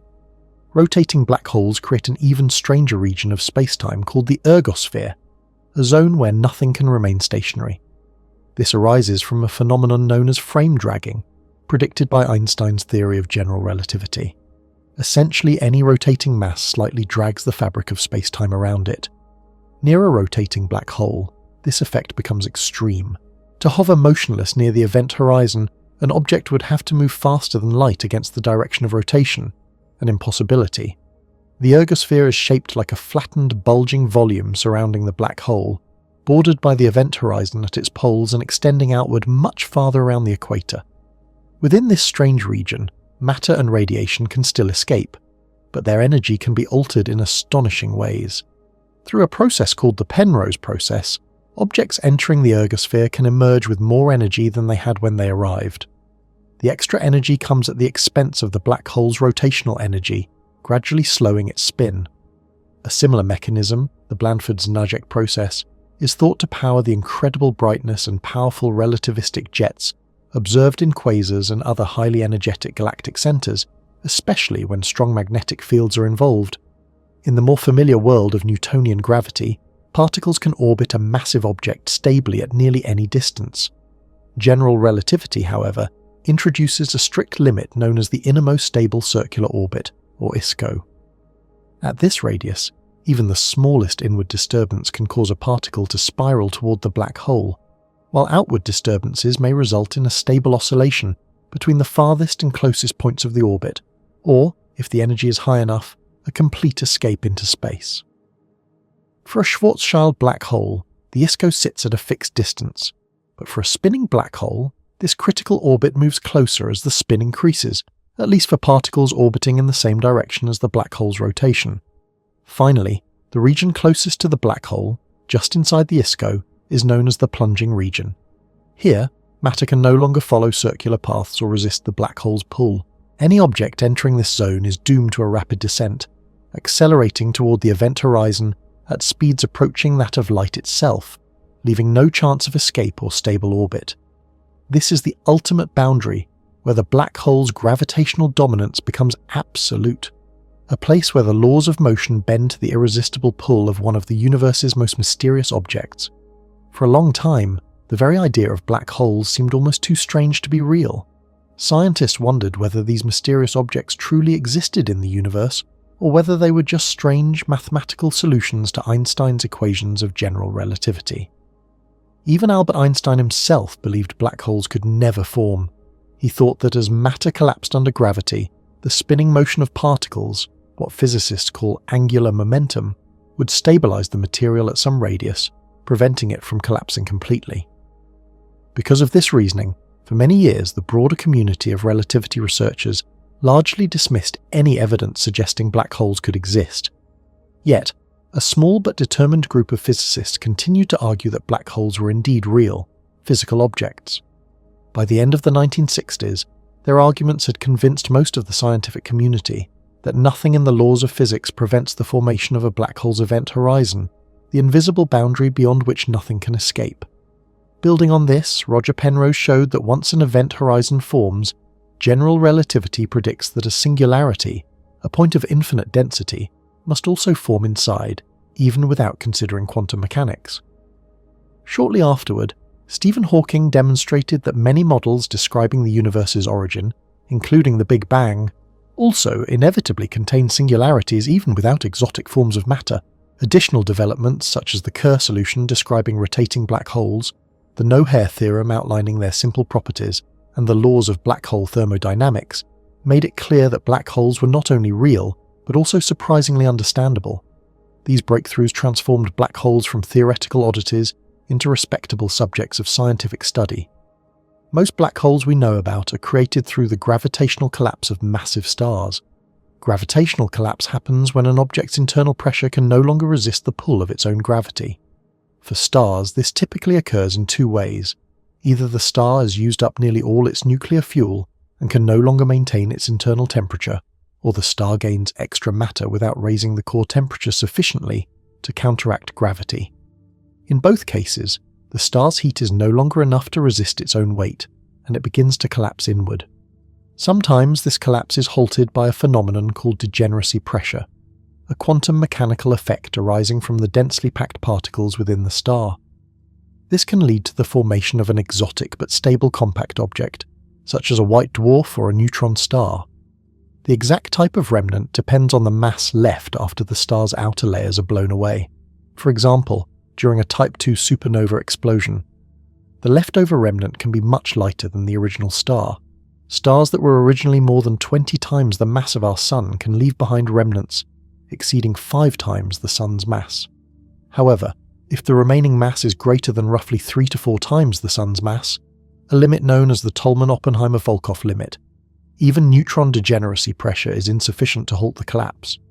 No known force, except possibly the pressure of quarks in theoretical scenarios, can stop the implosion, and the remnant inevitably collapses to form a black hole. In the early universe, conditions may have favoured the formation of even larger stars, which could collapse into black holes with masses up to 1,000 times that of the Sun. These early black holes may have served as seeds for the supermassive black holes we observe today at the centres of most galaxies. Some theories suggest that massive black holes weighing around 100,000 times the mass of the Sun could have formed directly from collapsing clouds of gas in the young universe, potentially giving rise to the earliest quasars, observed as early as when the universe was only a few 100 million years old. Astronomers have even identified candidate objects that might fit this description. Interestingly, although the energy released during gravitational collapse is immense and happens very quickly, an observer far from the collapsing star never actually sees the collapse finish. From the viewpoint of someone falling into the black hole, the collapse happens in a finite amount of time. But for a distant observer, the infalling matter appears to slow down as it nears the event horizon. Light from the collapsing material is increasingly delayed due to gravitational time dilation. The last light emitted before the event horizon forms is stretched infinitely in time, appearing dimmer and redder and eventually fading from view. To the outside world, the event horizon never seems to fully form. It is as if the star slowly vanishes into darkness. While gravitational collapse requires extremely high densities, such densities are rare in the current universe and are mostly found in stars. In the immediate aftermath of the Big Bang, however, the universe was so dense that black holes could theoretically form in regions where matter was slightly unevenly distributed. Small variations in density could grow under their own gravity to produce primordial black holes of widely varying masses, ranging from the unimaginably tiny Planck mass to hundreds of thousands of times the mass of the Sun. Despite the incredible density of the early universe, it did not collapse entirely into a black hole because the universe's rapid expansion countered gravitational attraction. According to inflation theory, while gravity slows the expansion, the negative pressure from this early cosmic expansion overcame the positive energy density, creating a net repulsive effect. This is why the universe could expand rather than implode. It's important to note that the rules governing the collapse of stars cannot simply be applied to the rapidly expanding early universe. Objects of roughly constant size, like stars, behave very differently under gravity than an entire universe undergoing extreme expansion, such as during the Big Bang. Black holes are usually thought to form when massive stars collapse under their own gravity, but this isn't the only way such mysterious objects could come into existence. In theory, if matter could be squeezed into an extremely small, dense state in a high-energy collision, a black hole might appear. However, as of the year 2002, no such events had ever been observed, either directly or indirectly in particle accelerators. Scientists had checked whether any missing mass could indicate the formation of a black hole, but found nothing. This suggests that black holes cannot form below a certain minimum mass. Theoretical calculations indicate that this limit is close to the Planck mass, a tiny scale where the rules of quantum mechanics start to clash with the predictions of Einstein's general relativity. This means that creating a black hole with any experiment or collision on Earth is far beyond our current reach. Yet, some modern theories in quantum gravity hint that this minimum mass could be smaller than previously thought. For example, certain brain-world scenarios suggest that the limit could be as low as 1 tera-electron-volt divided by the speed of light squared. If such ideas were true, tiny micro-black holes might conceivably form in the energetic collisions of cosmic rays striking the Earth's atmosphere, or even in the Large Hadron Collider at CERN. These ideas, however, remain highly speculative, and most scientists believe that forming black holes in these ways is extremely unlikely. Even if micro-black holes did form, they would vanish almost instantly, within a time as brief as 1/10,000th of a trillionth of a second, so they would pose no danger to our planet. Once a black hole exists, it can continue to grow by pulling in more matter. Every black hole constantly absorbs gas, dust, and other matter from its surroundings.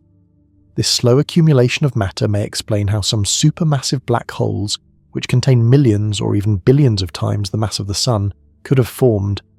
The exact origins of these enormous black holes are still a topic of active research. Similarly, the growth of intermediate mass black holes, often found in dense star clusters called globular clusters, may follow the same principle. Black holes can also merge with stars or even other black holes, a process that likely played a crucial role in the early formation of supermassive black holes. The combination of many smaller objects over time could have built up these cosmic giants. Merging may also explain the creation of some intermediate mass black holes. In the year 1974, the physicist Stephen Hawking made a groundbreaking prediction.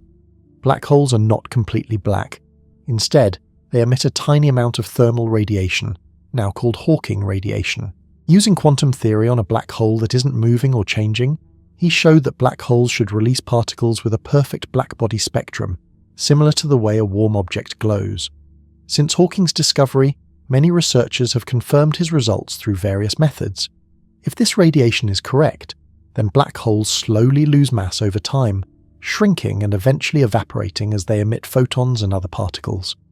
The temperature of this radiation, called the Hawking temperature, depends on the black hole's gravity at its surface. For a non-rotating, spherical black hole, the larger it is, the colder it becomes, meaning smaller black holes emit more radiation than larger ones. For example, a black hole with the mass of one Sun would have a Hawking temperature of only 62 nanokelvins, far colder than the cosmic microwave background radiation, which is 2.7 kelvins. This means that such black holes actually gain more mass from the background radiation than they lose through Hawking radiation, so they grow rather than shrink. To radiate faster than they absorb energy, a black hole would need to be smaller than the Moon. Such a black hole would be tiny, less than 1/10 of a millimeter across. If a black hole is very small, the effects of Hawking radiation become extreme. A black hole with the mass of an ordinary car would be only 10 to the minus 24 meters across and would vanish in a billionth of a second, emitting a burst of energy brighter than 200 suns in that instant.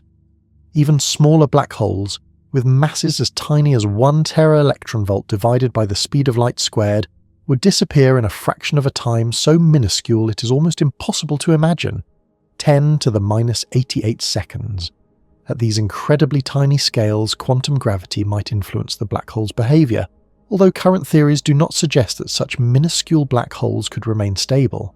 For astronomical black holes, Hawking radiation is expected to be extremely weak, making it nearly impossible to detect from Earth. One potential exception could be the sudden gamma-ray burst released when primordial black holes evaporate at the end of their lives, though so far searches for these bursts have found nothing, placing strict limits on the existence of low-mass primordial black holes. NASA's Fermi Gamma-Ray Space Telescope, launched in 2008, continues to search for these elusive flashes. If Hawking radiation works as predicted, a black hole with the mass of the Sun would eventually evaporate, but only after a fantastically long time, about 10 to the 64 years, starting once the cosmic microwave background cools below the black hole's own temperature. A supermassive black hole with a mass of 100 billion suns would take around 2 times 10 to the 100th power years to vanish. In the distant future, during the collapse of vast clusters of galaxies, black holes could grow even larger, perhaps reaching a mass equivalent to 100 trillion suns. Even these giants would ultimately evaporate, though the timescale for their disappearance could stretch to as much as 10 to 106 years. By their very nature, black holes do not shine or emit any form of light or electromagnetic radiation that we can detect, except for the extremely faint and hypothetical phenomenon known as Hawking radiation. Because of this, astronomers and astrophysicists cannot simply see a black hole. Instead, they must rely on indirect clues, such as the way a black hole's immense gravity tugs on nearby stars and gas and other matter, revealing its invisible presence. One of the most ambitious efforts to directly study black holes is the Event Horizon Telescope, often called the EHT. This extraordinary project aims to observe the regions immediately surrounding a black hole's event horizon, the point of no return beyond which nothing can escape. In April of 2017, the EHT turned its gaze to the supermassive black hole at the centre of the giant elliptical galaxy known as Messier 87.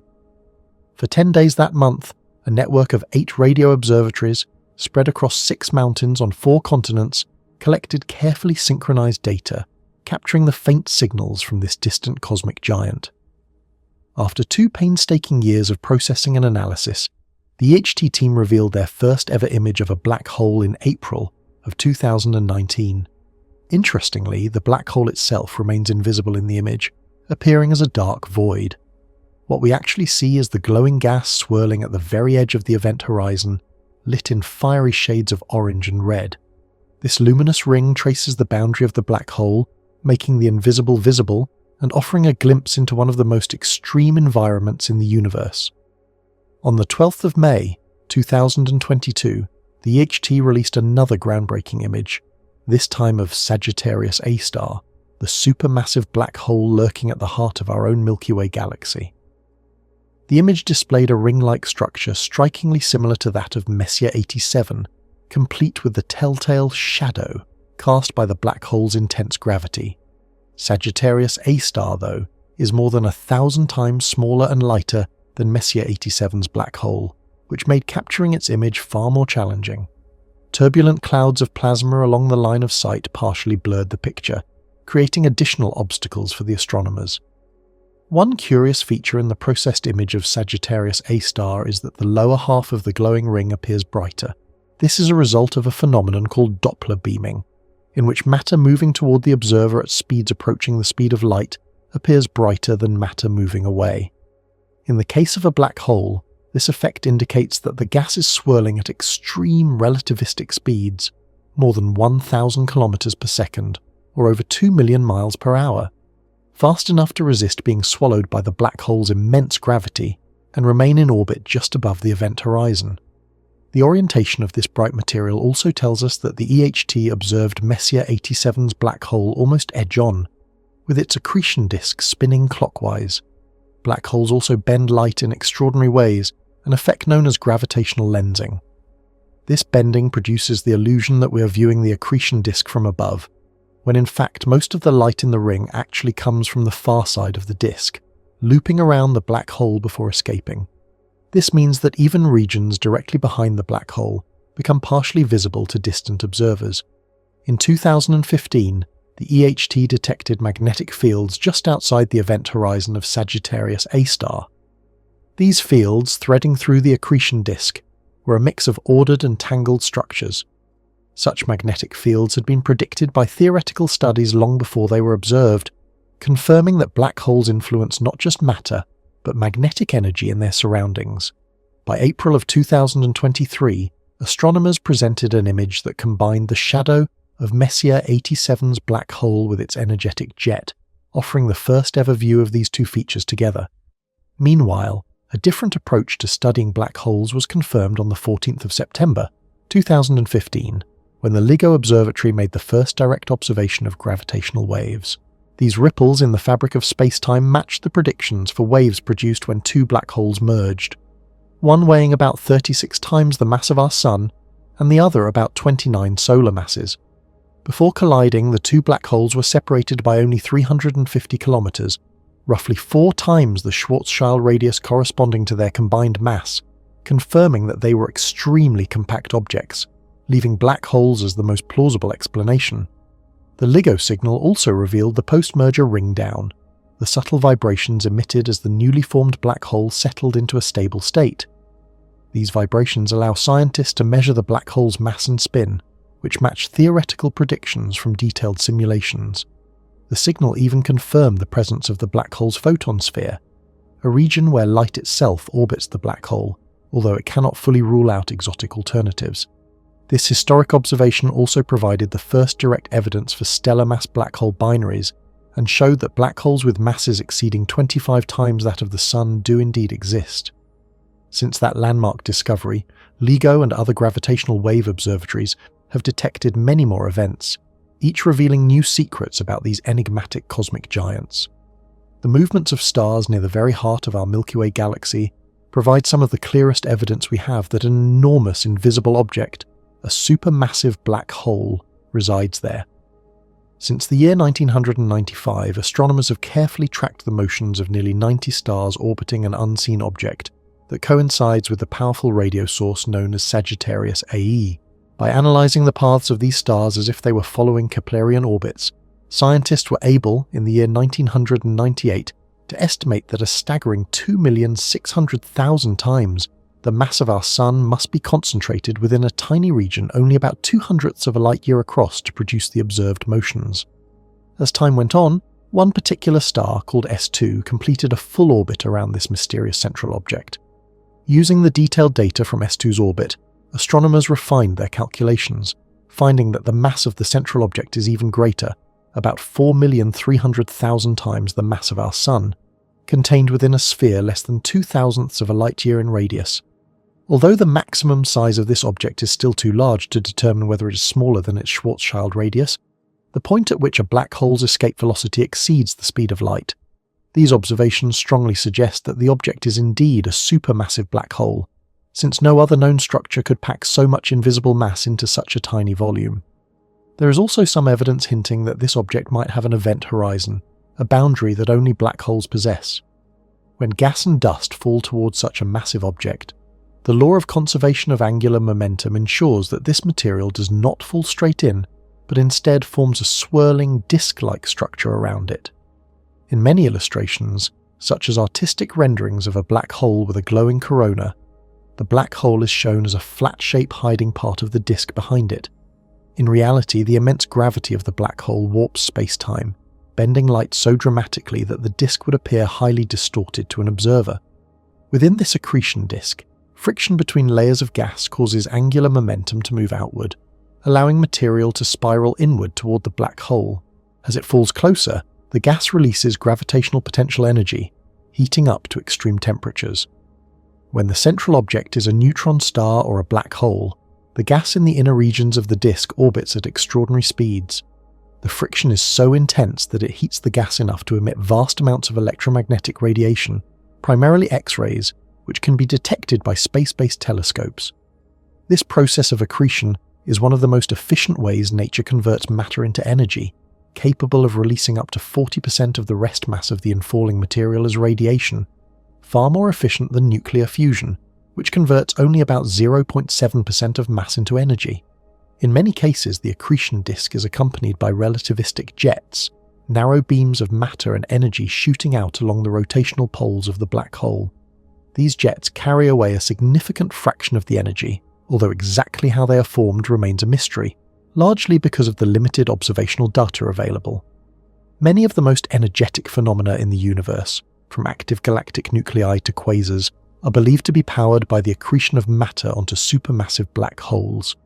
Likewise, X-ray binaries, systems in which a compact object and a regular star orbit each other, emit large amounts of X-rays as matter from the companion star falls onto the compact object. Some ultraluminous X-ray sources might even be powered by intermediate mass black holes in a similar way. In the dense cores of galaxies, stars sometimes wander too close to supermassive black holes and are torn apart by their immense tidal forces. These violent occurrences are called tidal disruption events, or TDEs. Some of the star's material forms an accretion disk around the black hole, producing bright, observable radiation. In fact, in November of the year 2011, astronomers reported the first direct observation of a quasar's accretion disk surrounding a supermassive black hole. X-ray binaries offer a unique window into the study of black holes. These are systems where one star is a compact object, either a neutron star or a black hole, that accretes material from a companion star. By observing the companion star, astronomers can measure the orbit and estimate the mass of the unseen compact object. If the mass exceeds the maximum limit a neutron star can have before collapsing, known as the Tolman-Oppenheimer-Volkoff limit, the object is almost certainly a black hole. The first strong candidate for a black hole, known as Cygnus X1, was discovered in this manner by Charles Thomas Bolton, Louise Webster, and Paul Murdin in the year 1972. Early uncertainties arose because the companion star was much more massive than the suspected black hole. Today, better candidates are often found in a special class of X-ray binaries called soft X-ray transients. In these systems, the companion star has relatively low mass, allowing more precise calculations of the black hole's mass.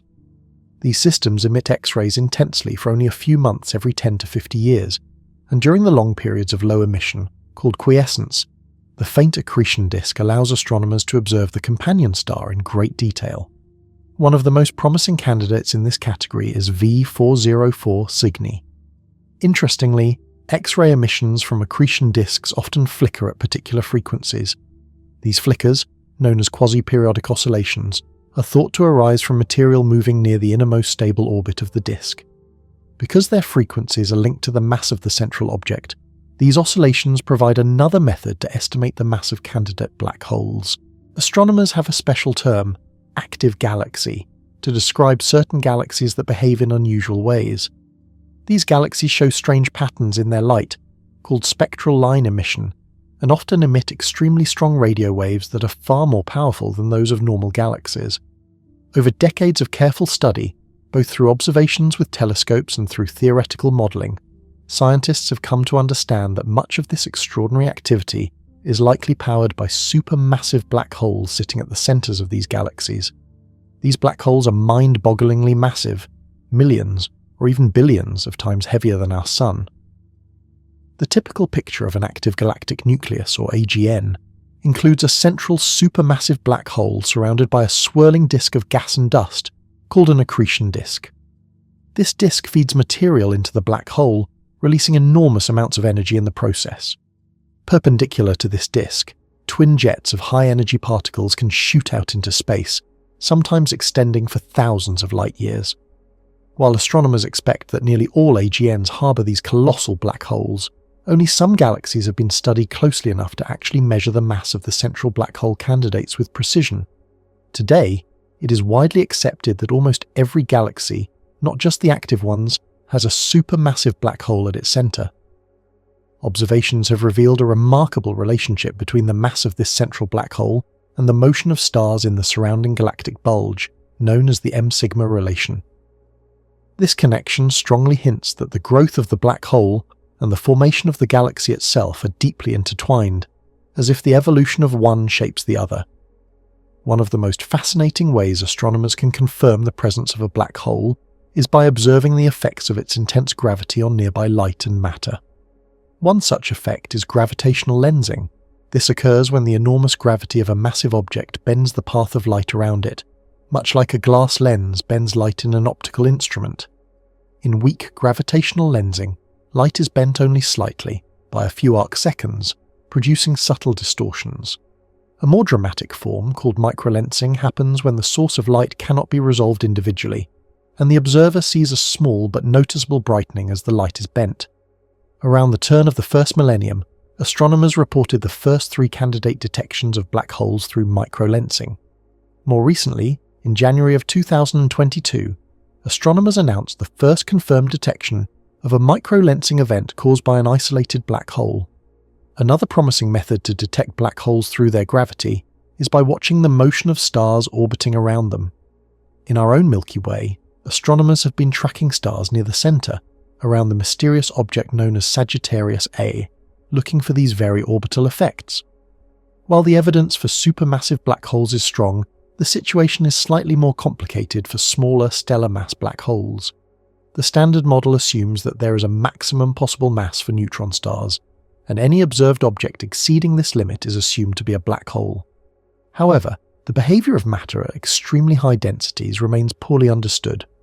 Some theoretical models suggest that exotic forms of matter could exist under such extreme conditions, allowing for objects other than black holes.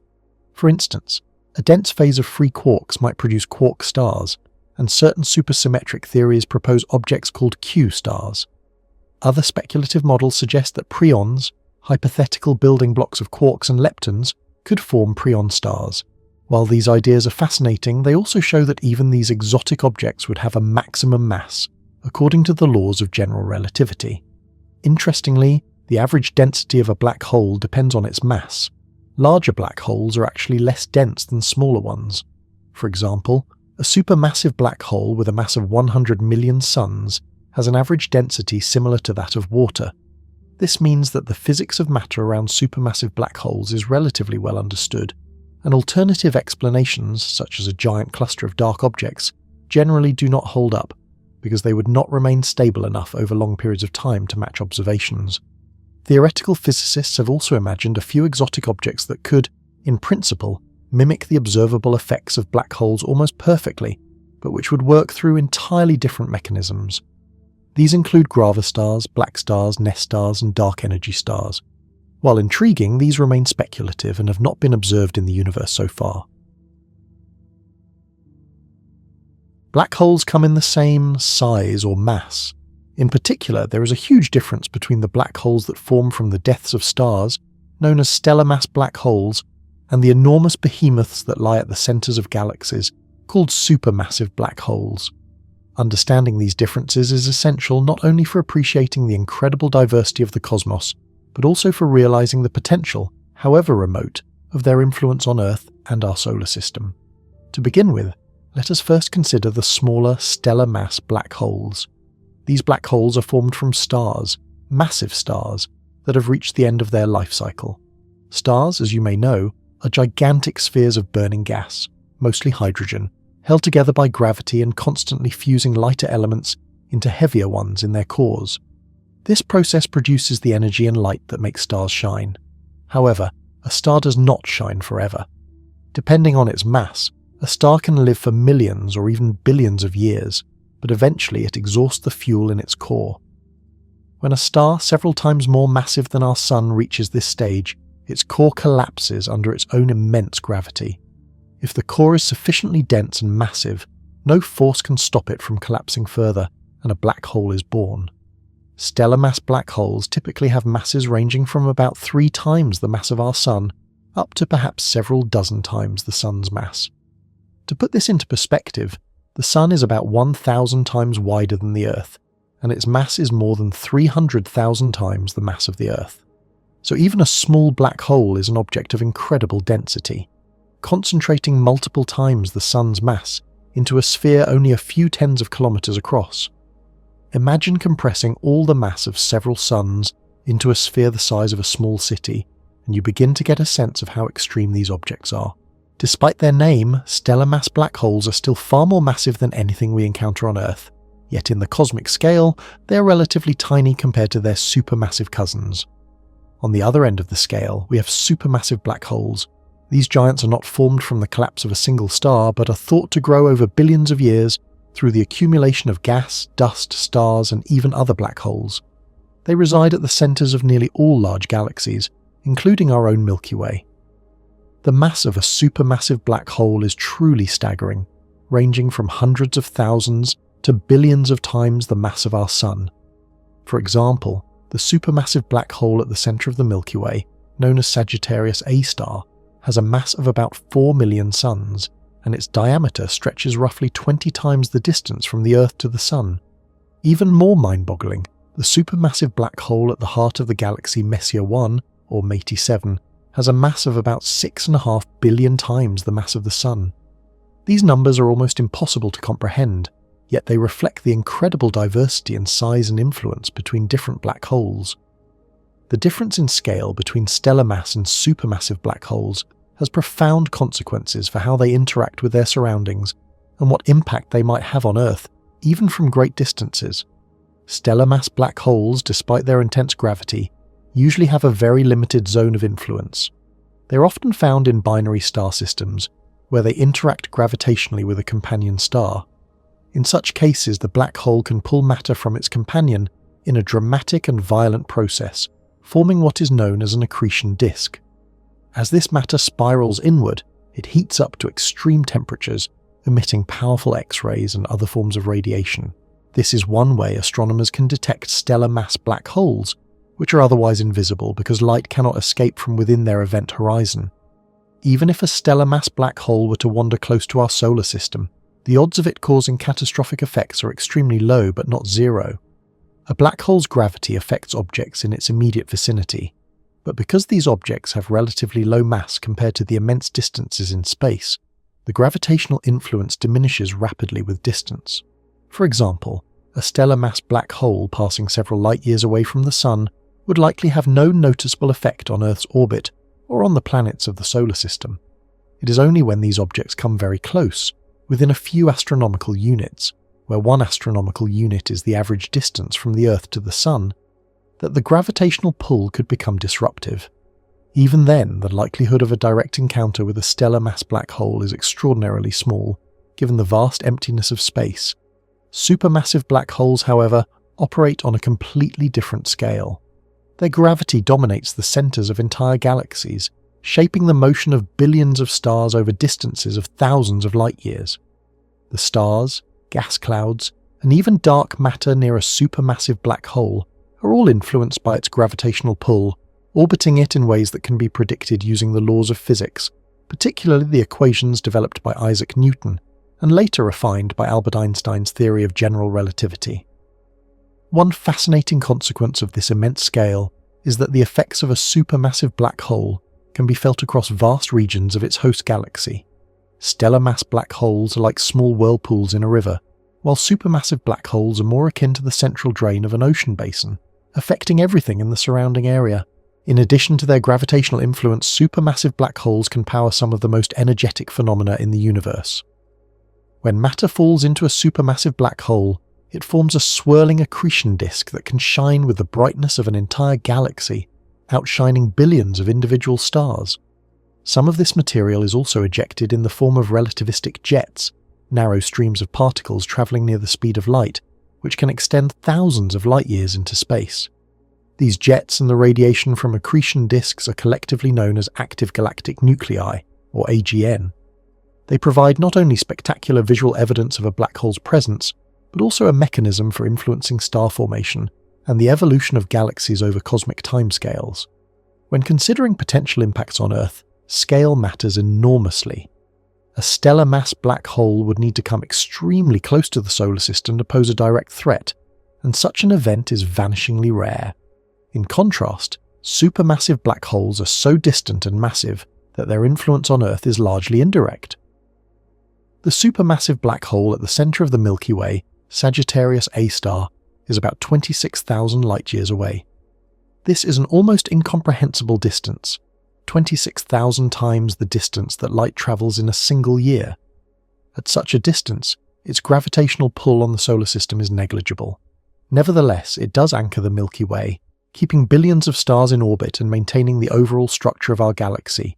In this way, the existence of a supermassive black hole indirectly affects the stability of the cosmic environment that nurtures life on Earth. Scale also affects the observable phenomena associated with black holes. Stellar mass black holes can be detected through X-ray emissions from binary systems, gravitational waves from merging black holes, or, occasionally, their influence on nearby stars. The detection of gravitational waves, first achieved in the year 2015 by the Laser Interferometer Gravitational Wave Observatory, or LIGO, opened a new window for studying stellar mass black holes. Scientists observed the merging of two black holes, each about 30 times the mass of the Sun, located over 1 billion light-years away. The waves produced by this merger travelled across the universe, stretching and compressing space itself before reaching Earth. This remarkable discovery confirmed both the existence of stellar mass black holes and the predictions of Einstein's general relativity, illustrating how even relatively small black holes can create ripples across the cosmos. Supermassive black holes, being far larger, produce phenomena on a much grander scale. Their accretion disks can radiate more energy than the entire galaxies, and their relativistic jets can span thousands of light-years, sometimes affecting the formation of stars in neighbouring regions. In some cases, supermassive black holes can even shape the evolution of their host galaxies. Astronomers have found correlations between the mass of a galaxy's central black hole and the properties of the galaxy's bulge, suggesting a co-evolutionary process over billions of years. The largest known supermassive black holes may contain tens of billions of solar masses and influence structures that span hundreds of thousands of light-years. In this sense, scale determines not only the gravitational reach of black holes, but also their role as architects of galactic evolution. Another interesting consideration is the lifespan and growth of black holes. Stellar mass black holes can form relatively quickly in astronomical terms, within a few million years after a massive star ends its life. Once formed, they generally do not grow substantially unless they accrete material from a companion star or merge with another black hole. Supermassive black holes, however, grow over billions of years. Some may start as smaller black holes, called seed black holes, and gradually gather mass through the accumulation of gas and stars, while others may form from the direct collapse of massive clouds of gas in the early universe. Observations of quasars, incredibly bright objects powered by supermassive black holes, suggest that some black holes reached masses of 1 billion times that of the Sun within the first billion years after the Big Bang. This rapid growth highlights how scale and environment combine to shape the life history of these cosmic giants. The potential impact on Earth is therefore tightly linked to scale. While stellar mass black holes are fascinating and can produce detectable signals if they interact with nearby stars, their direct influence on our planet is minuscule unless an extraordinary and extremely unlikely close encounter occurs. Supermassive black holes, while unimaginably massive, are so distant that their gravitational influence on Earth is effectively zero in practical terms. Yet, without supermassive black holes, galaxies might not form or remain stable over billions of years, and the cosmic conditions that allow planets like Earth to exist would be profoundly different. In other words, scale determines both the intensity and the reach of a black hole's power, dictating whether its influence is localized and violent or global and structural. Interestingly, the study of black holes at all scales has taught astronomers and physicists profound lessons about the nature of gravity, space, and time.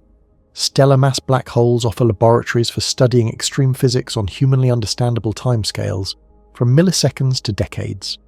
Supermassive black holes allow us to observe processes that shape entire galaxies over hundreds of millions to billions of years. The combination of these studies reveals the richness of the universe and the intricate tapestry of forces that govern it, showing that both the smallest and largest black holes contribute to our understanding of cosmic evolution. In conclusion, the universe presents black holes as a remarkable study in contrast.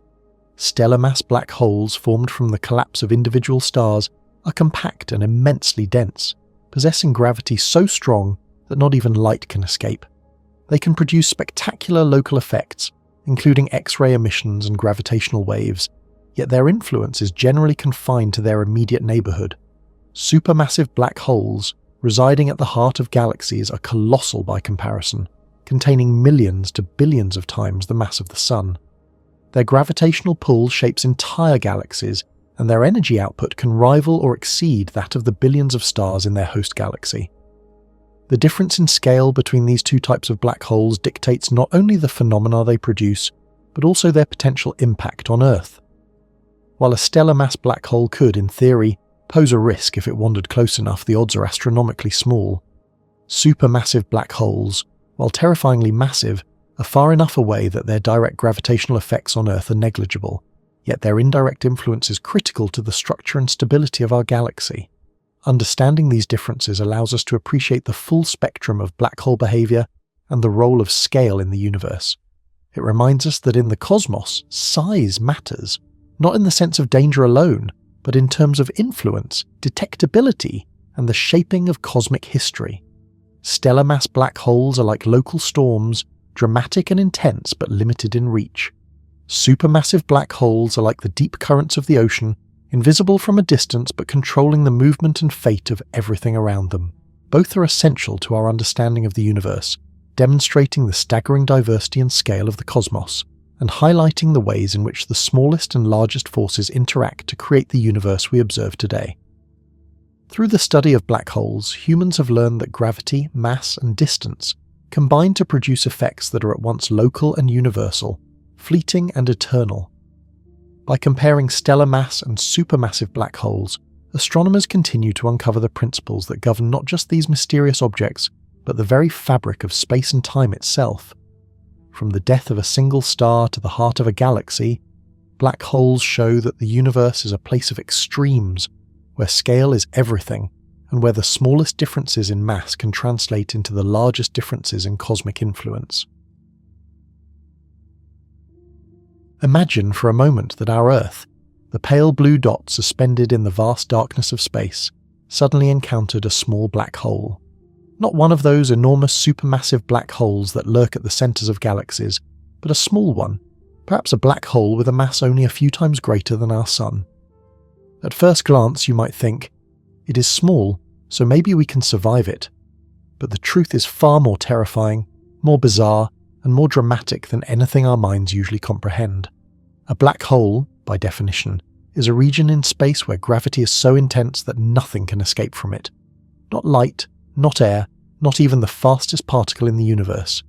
Its surface, though invisible, is called the event horizon, a boundary beyond which there is no turning back. Once anything crosses this line, it is doomed to be pulled inward, crushed and stretched by forces that would make steel feel like cotton. Even a small black hole has a gravitational pull unimaginably stronger than anything we deal with on Earth. Now, let us bring this terrifying thought down to human scale, where consequences are immediate and visceral. Imagine standing on the surface of Earth as it slowly drifts toward this black hole. At first, you might feel nothing unusual. Space is vast, and the black hole would need to approach relatively close for its effects to become noticeable. But as it draws nearer, the very ground beneath your feet would begin to betray you. The first thing you would notice is the stretching of objects along the direction of the black hole's gravity, a phenomenon known as tidal forces. Tidal forces are familiar to us on a tiny scale. The moon tugs at Earth's oceans, causing tides to rise and fall. But near a black hole, these forces would be so extreme that oceans, mountains, and even solid rock would begin to elongate like molten wax being pulled from a candle. For a small black hole, with a mass perhaps 10 times that of our Sun, the tidal forces near the event horizon are so strong that if you were unlucky enough to approach it feet first, your legs would be pulled away from your torso first, stretching you like a piece of taffy in a process grimly known as spaghettification. Your head might follow moments later, as every atom in your body succumbs to the relentless gradient of gravity. This is not a gentle process. It is violent, horrifying, and absolute. On a human scale, it would happen incredibly fast.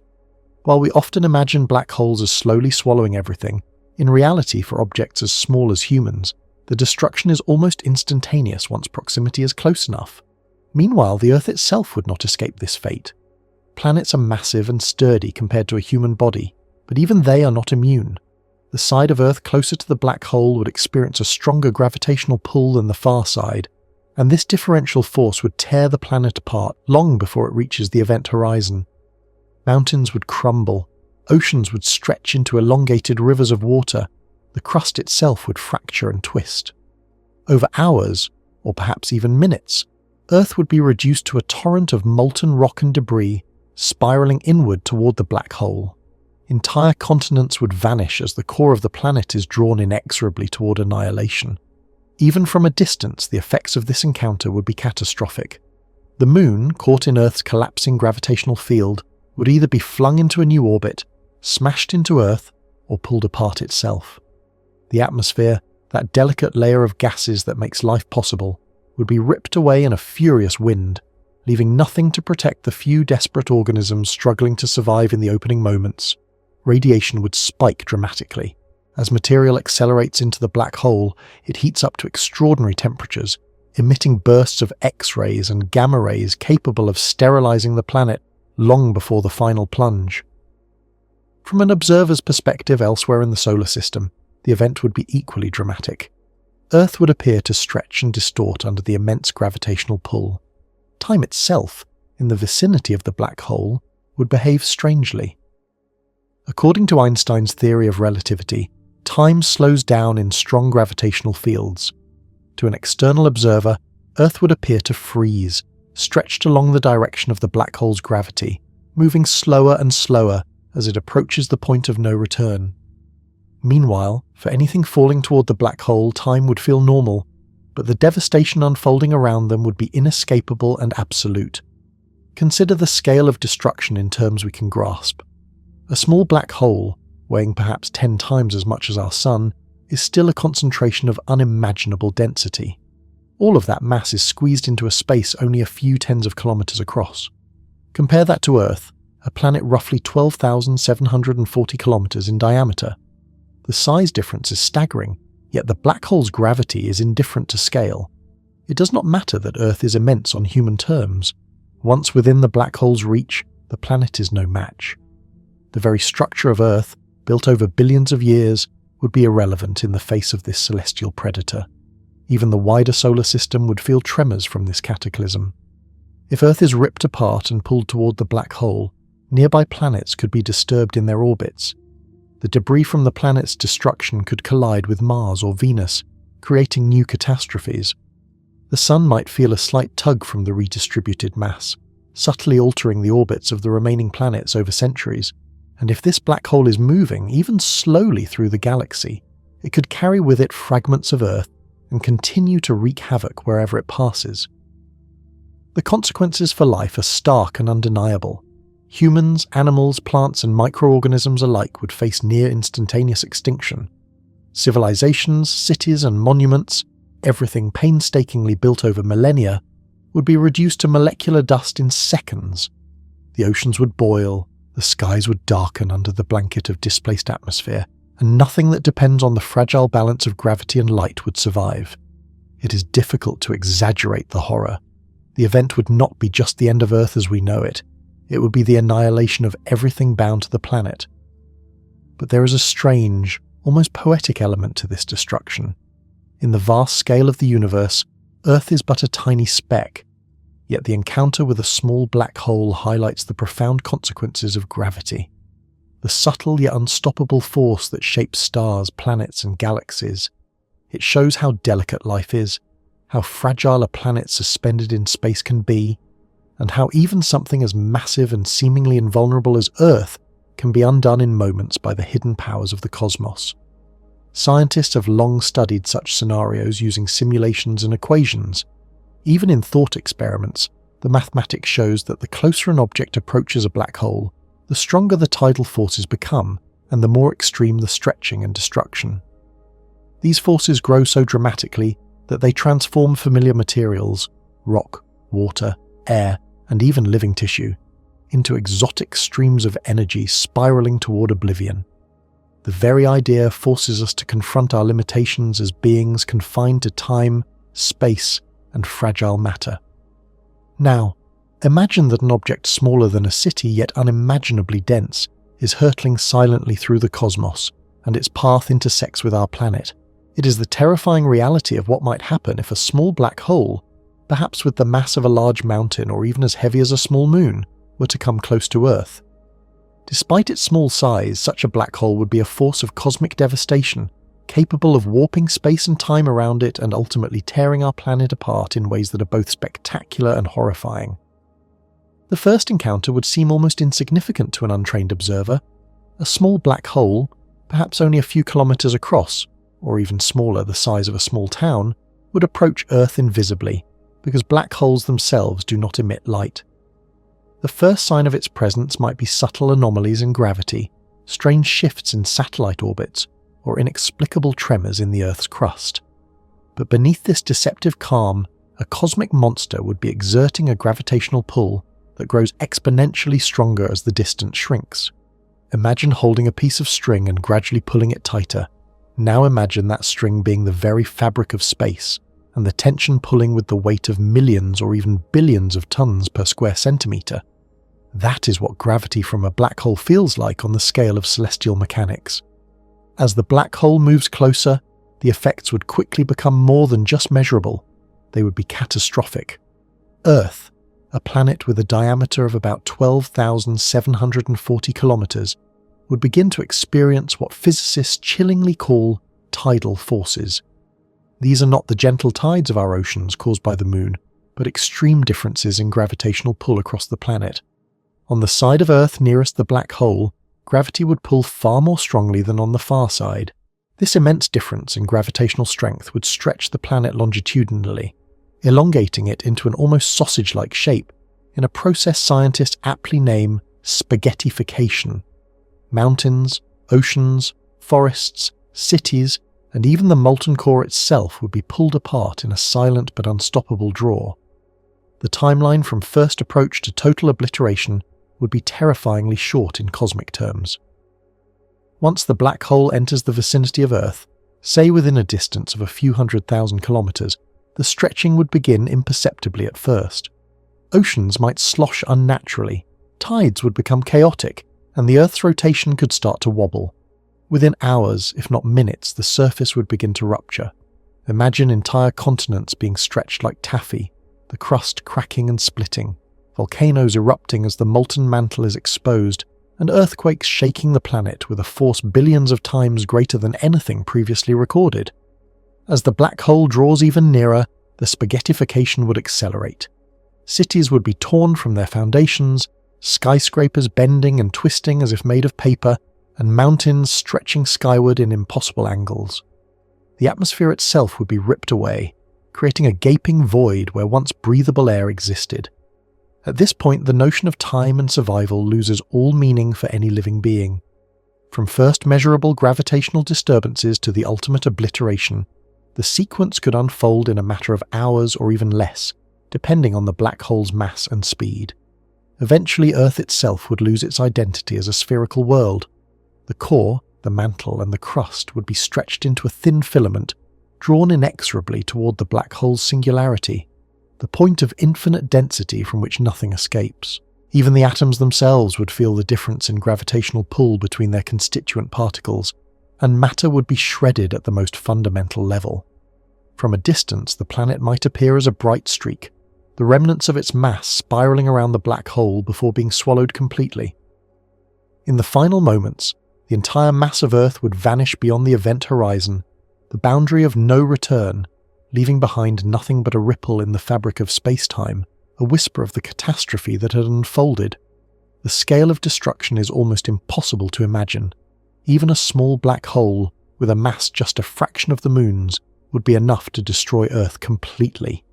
If the black hole were larger, the obliteration would be not only faster but also more violent, potentially affecting the entire solar system as gravitational interactions with other planets, are thrown into chaos. The beauty and stability of our world, maintained over billions of years, would be erased in a cosmic heartbeat. To think of Earth spaghettifying under the grip of a small black hole is to confront the raw, indifferent power of the universe. While black holes are often studied as distant, fascinating objects, a close encounter would turn our understanding of gravity, matter, and life into a terrifyingly intimate experience. The timeline from first approach to total annihilation would compress all the drama of planetary evolution, tectonic upheavals, and meteor impacts into an instantaneous apocalypse, leaving nothing behind but a faint gravitational echo for distant observers to detect perhaps millions of years later as a ghostly signature of a world that once was. When we speak of black holes, most people immediately imagine a cosmic vacuum cleaner, a mysterious region of space that swallows everything in its path, never letting even light escape. This is partly true, but the reality of black holes is even stranger and more fascinating than this popular image. One of the most intriguing aspects of black holes is how they affect temperature and radiation around them, and how these forces interact with matter in the most extreme ways imaginable. This involves phenomena like Hawking radiation, the intense heating caused by gravity, and the almost unimaginably violent processes that could vaporize matter long before the black hole itself destroys it completely. First, let us consider the concept of Hawking radiation, which is one of the most groundbreaking discoveries in modern physics. In the year 1974, the British physicist Stephen Hawking proposed that black holes are not entirely black, but instead emit a faint radiation due to quantum mechanical effects near the event horizon, the invisible boundary beyond which nothing can return. According to Hawking's theory, virtual particle pairs constantly pop in and out of existence throughout space. Normally, these pairs annihilate each other almost immediately, leaving no lasting effect. However, near the extreme gravitational field of a black hole, one of these particles can fall into the black hole while the other escapes. The escaping particle becomes real, observable radiation, and this process effectively drains a minuscule amount of energy from the black hole. Over unimaginable spans of time, this can cause the black hole to slowly lose mass and eventually evaporate. Hawking radiation is incredibly weak for large black holes. For a black hole with a mass several times that of our Sun, the radiation it emits is so feeble that it would be entirely undetectable amidst the cosmic microwave background of the universe. However, the smaller the black hole, the more intense the radiation becomes. A black hole only the size of a mountain, for instance, would emit a tremendous amount of radiation, so much so that it could incinerate nearby objects long before they ever approached the event horizon. This leads us to the extraordinary interplay between gravity and temperature near black holes. Gravity near a black hole is not merely strong, it is unimaginably strong, stretching space and time itself. When an object approaches this extreme gravitational field, the tidal forces acting upon it grow exponentially. These tidal forces pull the object apart in a process sometimes referred to as spaghettification, because the object is stretched into a thin, elongated shape as it falls inward. But gravity does not act alone. The intense gravitational field can also heat the surrounding matter to extreme temperatures. As matter accelerates toward the black hole, it compresses, and friction between particles causes it to heat up to millions or even billions of degrees. This creates an inferno of radiation and thermal energy, often concentrated in a disk of superheated material spiraling around the black hole, known as the accretion disk. For human comprehension, imagine something unimaginably hotter than the surface of the Sun, which itself is about 6,000 degrees Celsius. Near a small, dense black hole, the temperatures in the accretion disk can reach hundreds of millions of degrees, emitting intense X-rays and gamma rays. Any object approaching this environment would be instantly vaporized by the heat and radiation long before it reached the point of no return. This means that black holes are not only destructive because they swallow matter with gravity, they can annihilate matter through heat and radiation even at a safe distance. The process is even more dramatic when we consider smaller black holes, often called stellar mass black holes. While a supermassive black hole at the center of a galaxy may have a mass billions of times greater than our Sun, a stellar mass black hole, perhaps 10 to 20 times the mass of the Sun, has a much smaller radius. The smaller size means the gravitational field near its event horizon is far steeper. When matter approaches a stellar mass black hole, it accelerates rapidly, and the gravitational compression generates temperatures that could instantly transform solid objects into plasma. Even planets, or perhaps a large asteroid, would be torn apart and heated into a luminous gaseous form long before ever reaching the event horizon. Now, if we imagine a black hole even smaller than a stellar mass black hole, an exotic hypothetical black hole with the mass of a large mountain, things become almost unimaginable. The Hawking radiation from such a black hole would be so intense that it would act like a cosmic blowtorch, emitting energy at levels far exceeding the output of our entire sun in a fraction of a second. Any object in proximity would be vaporized from the outside in. This is because the black hole's gravity generates incredible tidal forces while simultaneously heating the surrounding space to incomprehensible temperatures. In effect, the object does not need to be swallowed to be destroyed. The very approach to the black hole is enough to annihilate it. Radiation from black holes comes in many forms. While Hawking radiation is largely a theoretical quantum effect, the electromagnetic radiation from accreting matter is real and observable. Matter falling into a black hole can reach relativistic speeds, near the speed of light, and collisions between particles generate X-rays, gamma rays, and other high-energy photons. These photons carry enormous amounts of energy, and any material object exposed to them would experience catastrophic heating. Even the strongest materials known to humans would not survive. They would disintegrate atom by atom under the combined influence of extreme gravity and intense radiation. Furthermore, the rate at which matter is vaporized depends heavily on the black hole's mass and the proximity of the object. Close to the event horizon, the energy released can be so extreme that it rivals some of the most energetic phenomena in the universe, such as supernova explosions or the jets of quasars. These jets, often observed emanating from active galactic nuclei, are powered by superheated matter spiraling into supermassive black holes, creating streams of radiation and particles moving at near light speed. Even at a great distance, these streams can irradiate surrounding space, stripping atoms apart and creating an environment of intense, hostile radiation. Temperature effects are not limited to the immediate surroundings of the black hole. In certain scenarios, black holes can influence space at considerable distances through gravitational heating and radiation pressure. The gravitational pull accelerates particles and gases, causing them to collide and compress. These collisions produce heat, increasing the temperature of the gas cloud or accretion material far from the black hole. Radiation pressure, the force exerted by photons as they escape, can blow matter away, creating cosmic winds so strong that they shape entire regions of a galaxy. This means that black holes are not only destructive at close range, they actively alter their surroundings, creating environments where normal matter cannot survive or exist in its usual form. Hawking radiation itself, while weak for large black holes, has profound implications for the ultimate fate of matter falling into black holes. As a black hole radiates energy, it slowly loses mass, meaning that over incomprehensible spans of time, far longer than the current age of the universe, it could evaporate entirely. During this slow evaporation, the black hole's temperature rises, because smaller black holes emit more radiation. Eventually, if the black hole reaches a critically small mass, the radiation could become so intense that it explodes in a final burst of energy. At this moment, any remaining matter near the black hole would be obliterated, vaporized in an instant by the unimaginable heat and radiation. Another aspect to consider is that radiation and temperature effects do not discriminate between matter types.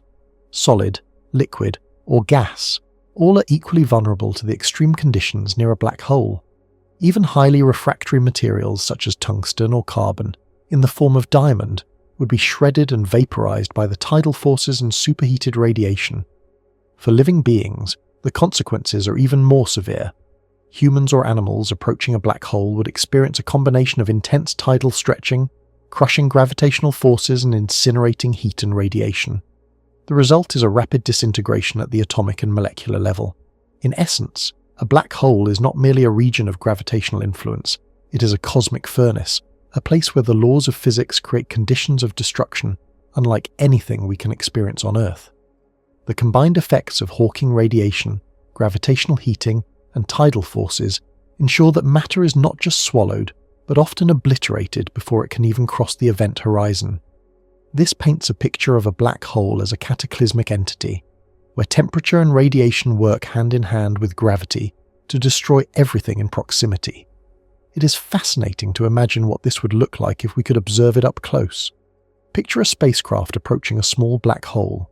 From a distance, it might seem perfectly safe, but as it draws closer, the ship is bombarded by invisible waves of radiation, gradually heating its outer layers. The metal of its hull begins to glow red, then white, then it starts disintegrating into plasma. The crew, if there were any, would experience tidal forces stretching them from head to toe, while the radiation slowly destroys every molecule of their bodies. All this occurs in a space where time itself is distorted, appearing to slow down for the observers as the black hole bends the very fabric of space-time around it. The interplay of temperature and radiation is not just a theoretical curiosity. It is a crucial factor in understanding how black holes interact with their surroundings, including stars, gas clouds, and even entire galaxies. The extreme heat and radiation near a black hole can prevent star formation by dispersing gas clouds, shape the evolution of galaxies, and regulate the growth of supermassive black holes themselves. In other words, temperature and radiation are not minor details. They are central to the cosmic role that black holes play in the universe. Black holes come in many different sizes, and one of the most mysterious types is called the intermediate mass black hole, often shortened to IMBH. These black holes are not small, but they're not the biggest either. They are right in the middle. Their weight ranges from about 100 times the mass of our Sun to as much as 100,000 suns. That's much heavier than the usual black holes formed when giant stars die, called stellar black holes, but they're still much smaller than the supermassive black holes at the centers of galaxies, which can weigh more than 1 billion suns. Over the years, scientists have found a few possible examples of these medium-sized black holes, both in our own galaxy, the Milky Way, and in other nearby galaxies. Interestingly, they didn't actually see these black holes directly. Instead, they studied how gas clouds around them were moving, or they looked at the light coming from the accretion disk, a spinning disk of extremely hot material that forms when a black hole pulls in matter. These clues gave scientists reason to think that intermediate mass black holes might be hiding in those places. One of the most exciting discoveries about IMBHs came from a ripple in space and time itself. On the 21st of May, 2019, at exactly 3 minutes and 2 seconds past 3 in the morning, Coordinated Universal Time, scientists detected a strong gravitational wave signal, which they named GW190521. This cosmic wave was caused by two black holes crashing into each other. One weighed about 85 times as much as the Sun, and the other about 65 suns. When they collided, they formed a new black hole with a mass of 142 suns. The difference, about 8 solar masses, was released as gravitational waves during this huge explosion in space. This amazing event was officially shared with the world on the 2nd of September, 2020. Before this, the best clues of IMBHs came from certain galaxies called low-luminosity active galactic nuclei. These galaxies glow faintly, and their strange behavior makes scientists think there might be black holes inside them. In some cases, astronomers could even guess the size of the black holes using a special method called reverberation mapping, which looks at how light bounces off gas near the black hole. One good example is the spiral galaxy called NGC 4395, which is about 4 million parsecs away from us. In the center of this galaxy, there seems to be a black hole that weighs around 360,000 solar masses. A large group of possible intermediate mass black holes, exactly 305, was found after a deep study of about 1 million galaxy light readings. This data came from a big project called the Sloan Digital Sky Survey. Out of those 305, 10 were giving off X-rays, which helped show that they might really be black holes of medium size.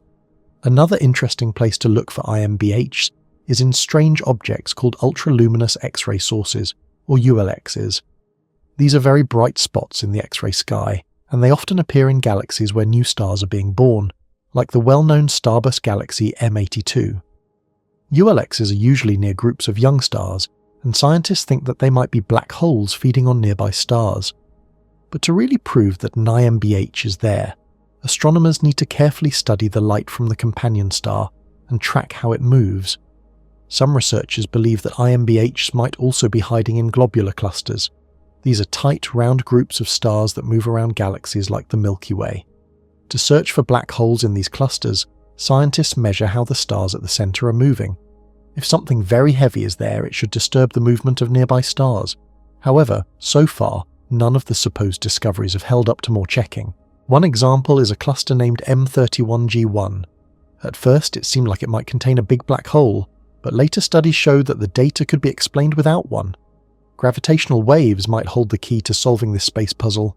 If an intermediate mass black hole joins with another black hole, or even a dense object like a neutron star, their spiraling motion as they get closer would send out ripples in space and time. These ripples could be detected by powerful instruments like LIGO and Virgo. There's also a mathematical rule called the M-sigma relation, which helps predict how large a black hole should be based on how stars move around the centre of a galaxy. According to this rule, smaller galaxies with dimmer centres are expected to have black holes that weigh between 10,000 and 1 million times the mass of the Sun. The smallest black hole ever guessed using this method is in a galaxy called RGG 118, and it weighs around 50,000 solar masses. Back in November of 2004, astronomers announced something amazing. They had found what they thought was the first intermediate mass black hole in the Milky Way. This black hole was named GCRS 13e, and it weighs about 1,300 solar masses.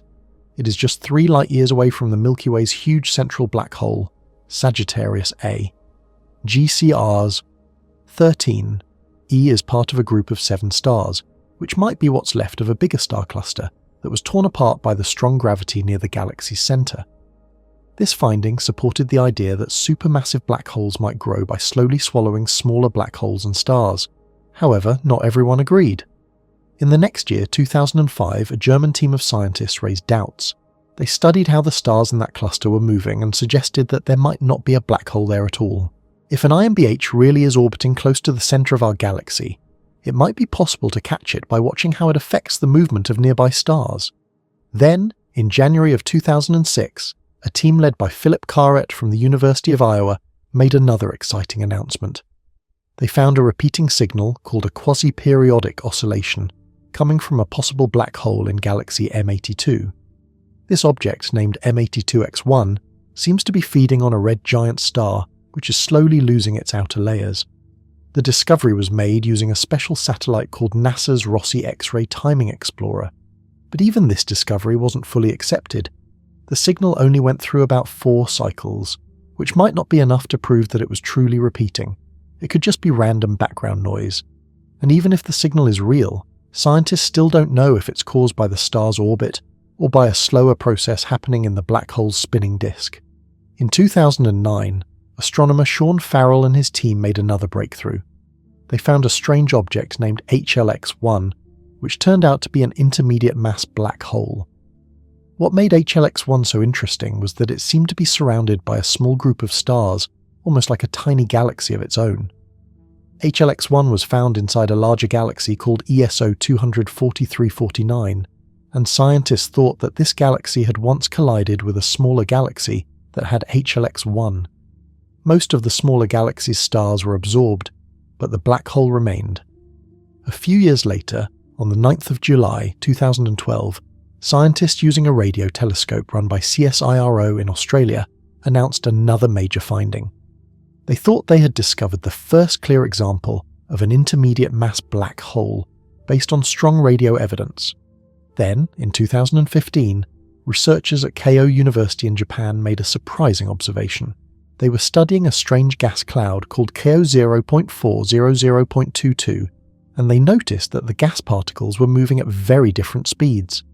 After running computer simulations, they concluded that the best explanation was the presence of a black hole weighing around 100,000 times as much as the Sun. But even this wasn't certain. Later studies suggested that the behaviour of the gas cloud might also be caused by shock waves from exploding stars, called supernovae. So the mystery continues. Back in the year 2017, astronomers thought they had stumbled upon a thrilling discovery.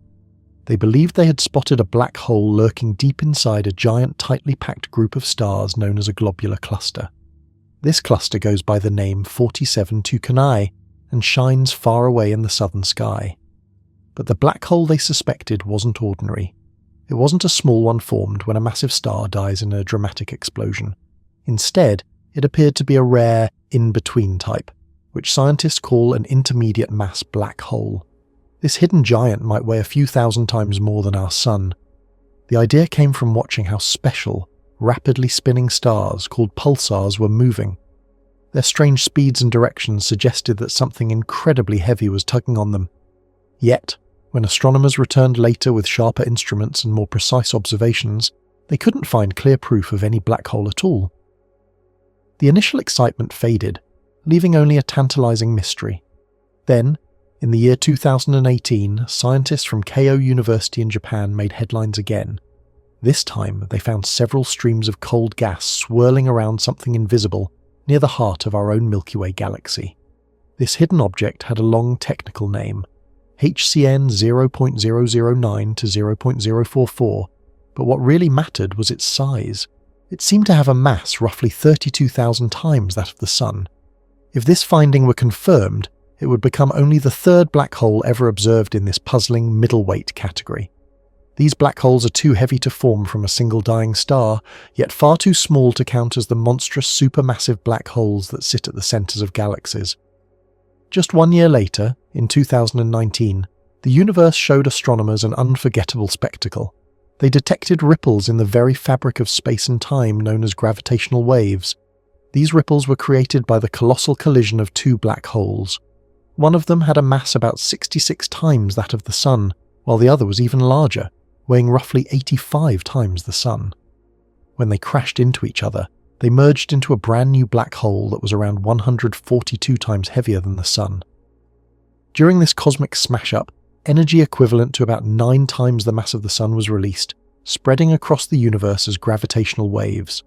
Scientists named this extraordinary event GW 190521, and it added a crucial piece to the puzzle of understanding intermediate mass black holes.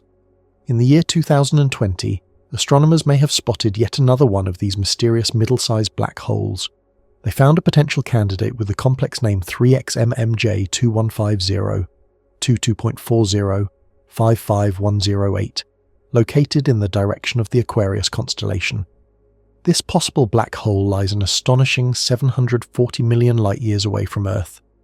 Again, it seemed to belong to the rare class of intermediate mass black holes, sitting between the small stellar ones and the huge supermassive giants. The excitement continued in the following year, 2021, when scientists reported finding another remarkable black hole. This one appeared to weigh a staggering 100,000 times more than our Sun. It resided inside a globular cluster called B023G78 in the Andromeda Galaxy. Although the discovery was first shared as a preliminary scientific report, it quickly drew attention from astronomers and researchers worldwide. In 2023, astronomers turned their eyes toward Messier 4, the closest globular cluster to our planet. They noticed that the stars in this cluster were moving in unusual ways, almost as if a very heavy, compact object were sitting quietly at its centre. This invisible presence seemed to weigh around 800 times the Sun's mass. Because it was so tightly packed and didn't spread out like a normal group of stars, scientists suspected it could be a black hole.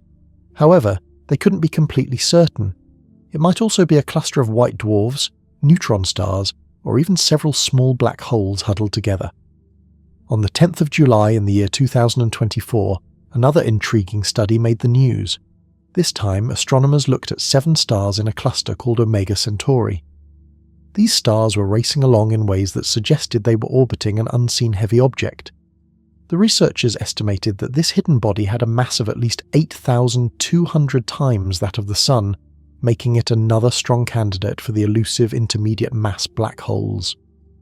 But here is where things become truly puzzling. These middleweight black holes do not seem to form in the usual ways. They are far too massive to have come from the death of a single star, which is how small black holes are usually created. Yet they are still too small to have grown like supermassive black holes, those enormous giants that dominate the centres of galaxies. So how do these mysterious intermediate mass black holes come to exist? Scientists have a few possible ideas. One suggestion is that many smaller black holes slowly merge together over millions or even billions of years, gradually forming a larger one. Another idea is that in very dense clusters of stars, several giant stars might collide with one another. These collisions could create a massive merged star, which could then collapse into an intermediate mass black hole. A more exotic possibility is that some of these black holes formed very early in the universe, shortly after the Big Bang. Scientists call these primordial black holes ancient leftovers from the earliest moments of cosmic history. There is also an ongoing debate about whether a single enormous star could directly collapse into an intermediate mass black hole. For this to happen, the star would have to be unimaginably large, at least 260 times the mass of the Sun. Some researchers think this could occur if several stars in a young, crowded cluster merged into one colossal star. If that gigantic star eventually collapsed under its own weight, it might create an intermediate mass black hole. But events like this would be extremely rare, fleeting moments in the universe, almost impossible to observe directly. They remain one of the cosmos' best-kept secrets, quietly hiding in the darkness, waiting for curious eyes to discover them. Supermassive black holes are the true giants of the universe, immense, awe-inspiring objects that push the limits of imagination. These cosmic behemoths are the heaviest and most powerful type of black hole known to science. Some of them weigh as much as hundreds of thousands, millions, or even billions of times more than our own Sun. Picture this for a moment. Squeezing the mass of 1 billion suns into a space smaller than an entire galaxy. It's almost impossible to imagine, yet this is precisely what a supermassive black hole is. A compact powerhouse where gravity dominates everything around it. Black holes themselves are among the strangest and most mysterious entities in the cosmos. They are born when an enormous amount of matter collapses under its own weight, creating a region in space where gravity becomes so intense that nothing, not even light, can escape. Because light cannot escape, black holes appear completely dark, invisible against the backdrop of space. Although we cannot see them directly with our eyes or ordinary telescopes, astronomers can detect their presence by observing how they influence nearby stars, glowing gas, and streams of light that pass close to them. Over decades of research, astronomers have gathered strong evidence that almost every large galaxy in the universe harbours a supermassive black hole at its centre. Our own Milky Way galaxy is no exception. At its very heart lies a colossal black hole known as Sagittarius A star. Unlike a star, it does not emit light on its own, but when clouds of gas and cosmic dust fall into it, they heat up tremendously, producing spectacular bursts of energy that can be detected by powerful telescopes across the world. When gas, dust, or other material drifts toward one of these black holes, it doesn't plummet straight in. Instead, it forms a swirling, spiraling disk, spinning faster and faster as it approaches the black hole. Friction and gravitational forces heat this material to incredible temperatures, creating dazzling displays of light and energy. These brilliant cosmic fireworks are called active galactic nuclei. When these displays become exceptionally powerful, they are known as quasars, some of the brightest and most energetic objects in the entire universe. A single quasar can shine brighter than all the stars in its galaxy combined. Thanks to a global network of radio telescopes called the Event Horizon Telescope, scientists achieved what was once thought impossible. They captured actual images of two supermassive black holes. One of them resides in a massive galaxy called Messier 87, while the other is our very own Sagittarius A star, nestled at the centre of the Milky Way. To be considered supermassive, a black hole must weigh at least 100,000 times more than the Sun. Yet most of these giants are far heavier, tipping the cosmic scales at millions or even billions of solar masses. But here is a surprising twist. Despite their enormous weight, supermassive black holes are not as dense as one might expect. If their mass was spread evenly across the volume inside their event horizon, the invisible boundary marking the point of no return, their average density could actually be less than that of water. This counterintuitive result happens because as a black hole's mass increases, its size grows even faster, distributing the mass over a vast region of space.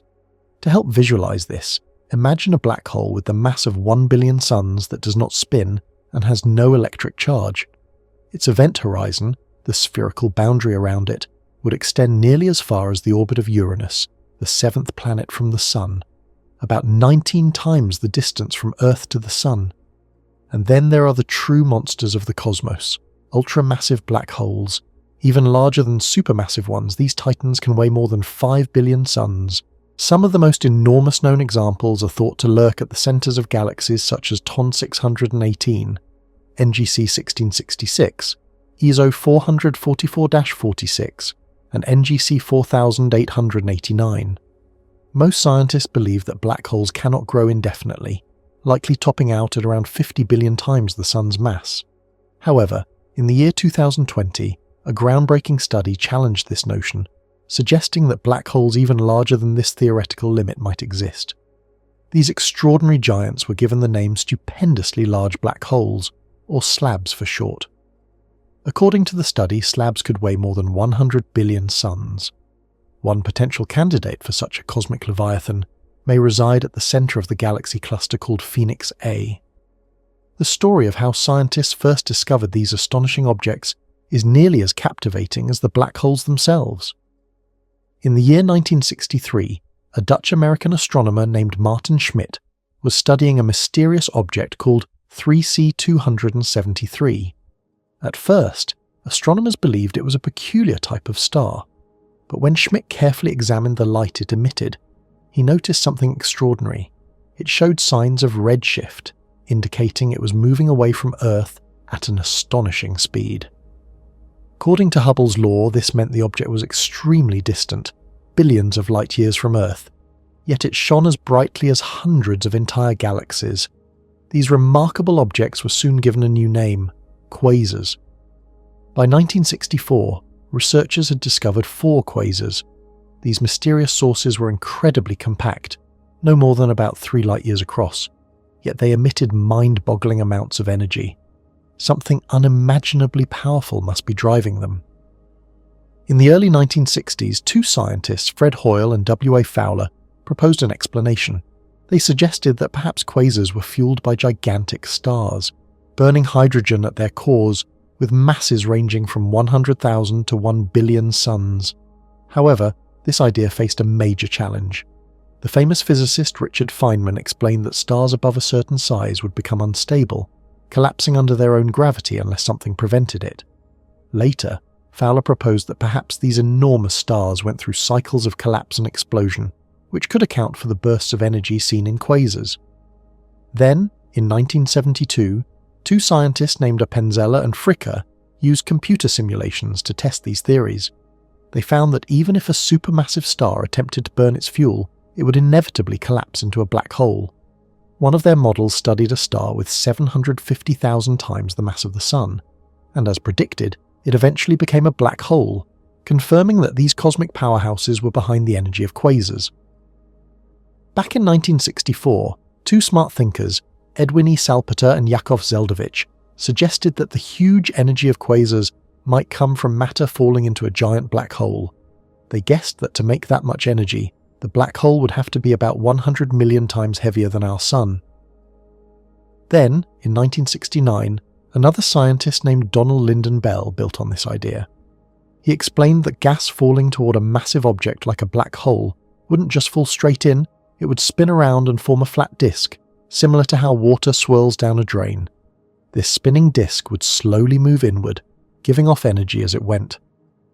Lyndon Bell also noticed that many nearby galaxies had faint centres, which suggested they might have once been quasars that had gone quiet.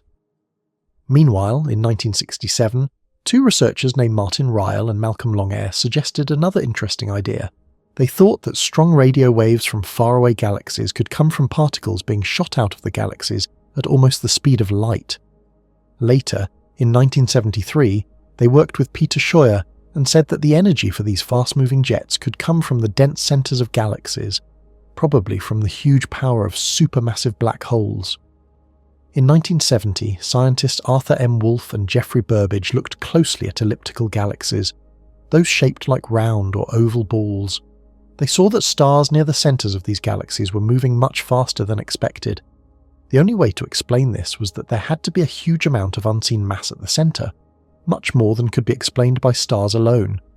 They thought it could be one giant black hole as big as 10 billion suns, or a group of many smaller black holes, each less than 1,000 times the mass of the Sun. More strong evidence came in 1978 when astronomers studied the elliptical galaxy called Messier 87. They found signs of a dark, heavy object at its centre, estimated to be 5 billion times the mass of the Sun. Soon after, Similar signs appeared in other galaxies too, including the Andromeda Galaxy in 1984 and the Sombrero Galaxy in 1988. Then, in 1971, Donald Lyndon Bell and Martin Rees made a bold guess. They thought the centre of our own Milky Way galaxy might also have a supermassive black hole. Just a few years later, on February 13th and 15th of 1974, astronomers Bruce Ballack and Robert Brown made an exciting discovery. Using a special radio telescope in Green Bank, they found a strange radio source at the centre of the Milky Way. It gave off a kind of radiation called synchrotron radiation and didn't seem to move.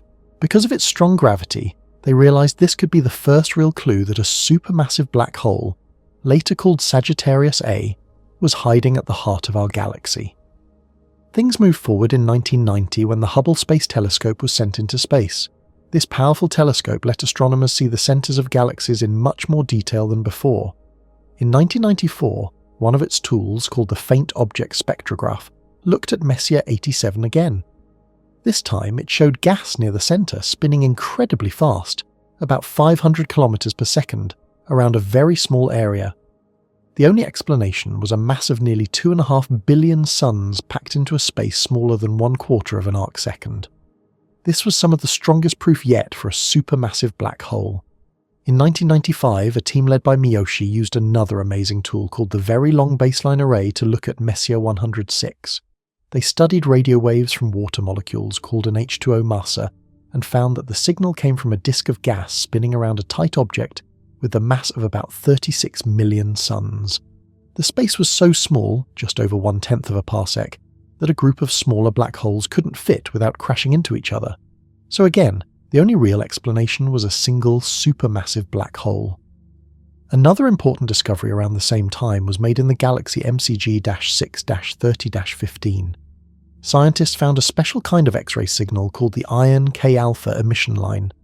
This signal was stretched and bent in a way that showed it came from very close to a black hole, just 3 to 10 times the black hole's event horizon. This showed how incredibly strong and strange these objects really are. Then, on April 10th of 2019, something historic happened. The Event Horizon Telescope team released the first ever picture of a black hole. It showed the huge black hole at the centre of the galaxy Messier 87, giving the world a look at what was once only an idea.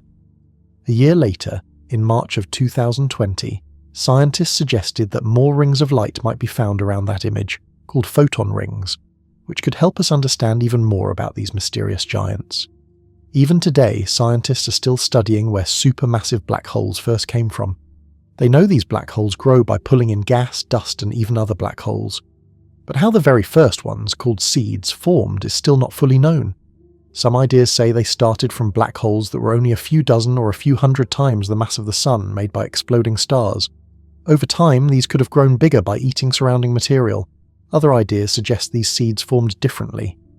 In the early universe, before stars existed, huge clouds of gas might have collapsed directly into something called a quasi-star, which then turned into a black hole about 20 times the mass of the Sun. Or maybe dark matter helped pull in huge amounts of gas, forming supermassive stars tens of thousands of times heavier than the Sun, which then became black holes. There's even a newer idea that right after the universe began, giant stars, each about 100,000 times the mass of the Sun, collapsed into black holes, becoming the seeds of the monsters we see today. Some rare ideas go even further, suggesting the universe didn't start with the Big Bang, but with something called the Big Bounce. If that were true, maybe some supermassive black holes are older than the universe we know, existing before the last cosmic cycle ended. In the very early universe, huge clouds of gas floated far away in space and time. These clouds were made of pure hydrogen and helium, what scientists call metal-free gas. When hit by strong light called Lyman-Werner radiation, something unusual happened. Instead of cooling down and breaking into smaller pieces, which usually form stars, they stayed together. This was because the light stopped them from cooling, and gravity pulled everything inward, making the whole cloud collapse into one massive object. As this object collapsed, the pressure and density at the centre became incredibly high, about 10 million grams in every cubic centimetre. That's unimaginably dense. At this point, it couldn't hold itself together. It didn't become a star or even a quasi-star. Instead, it collapsed straight into a black hole. These massive objects are called direct collapse black holes, usually weighing about 100,000 times the mass of the Sun. In 2022, a computer simulation gave more clues about how the very first supermassive black holes may have formed. The simulation showed that rare, messy clouds of gas, called primordial halos, were fed by unusually strong streams of cold gas. These cold streams kept new stars from forming too early, letting gravity keep building pressure. Eventually, gravity won, and the cloud collapsed into not one, but two massive black holes. These black holes had masses of 31,000 and 40,000 times the Sun. This showed that early supermassive black holes might have formed from the normal process of galaxy formation in the young universe. Another idea is about primordial black holes. These might have formed just moments after the Big Bang. If true, these black holes would have had much more time than others to grow by pulling in matter. This could explain why some black holes became supermassive so early. Meanwhile, we know many black holes formed from the deaths of the first stars, and scientists have strong proof for this. The other ideas above are mostly based on computer models and calculations. To make a supermassive black hole, you need a small space filled with a huge amount of matter that isn't spinning too fast. Usually matter in space spins a lot, or what scientists call angular momentum, and it takes time for this spin to move outward during the process of accretion, when gas and dust fall into a black hole. This spinning motion is actually one of the main things slowing down black hole growth. Accretion is not only the fastest but also the most obvious way that black holes gain mass. In fact, most of a supermassive black hole's growth happens during times when it's swallowing gas very quickly. These dramatic events are what we see as quasars, or active galactic centers, which shine very brightly from the centers of galaxies. When scientists look far into space, and therefore far back in time, they see that quasars were much more common when the universe was young. This shows that many supermassive black holes had already formed and were growing very early in the universe's history. Some incredibly bright quasars have been found that existed when the universe was less than 1 billion years old. This tells us that supermassive black holes had already reached billions of times the mass of the Sun by that time, meaning they started forming in the first big galaxies. But there's a limit to how big a black hole can grow. According to current ideas, the largest mass for a black hole growing in the usual way, by swallowing gas, is about 50 billion times the mass of the Sun. Beyond this point, the surrounding gas disk becomes unstable. Instead of feeding the black hole, the gas starts turning into stars that orbit it. The slowdown in growth begins when a black hole reaches about 10 billion times the mass of the Sun, and past that, it becomes much harder for it to grow. However, in extreme cases, scientists think it might be possible for a black hole to grow as large as 270 billion times the mass of the Sun. This would require the black hole to be spinning at almost its fastest possible speed. Even then, the real upper limit of spin is just below the theoretical maximum.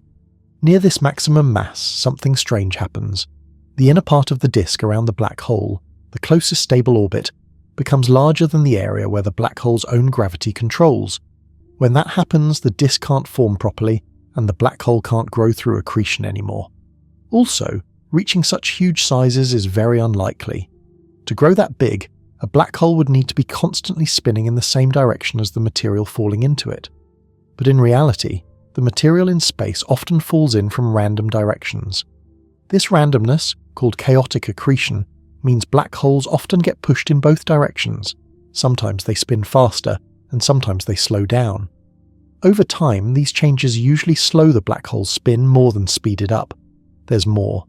Black holes also grow by merging with other black holes, but mergers too usually end up lowering the overall spin. All of these effects together make it very rare for a black hole to grow beyond about 50 billion times the mass of the Sun, especially if it doesn't spin very fast. Only in rare cosmic situations do black holes even get close to that massive limit. Even though modern ultramassive black holes, called IMBHs, found in quasars and at the centers of galaxies, can't grow bigger than about 5 to 27 billion times the mass of our Sun.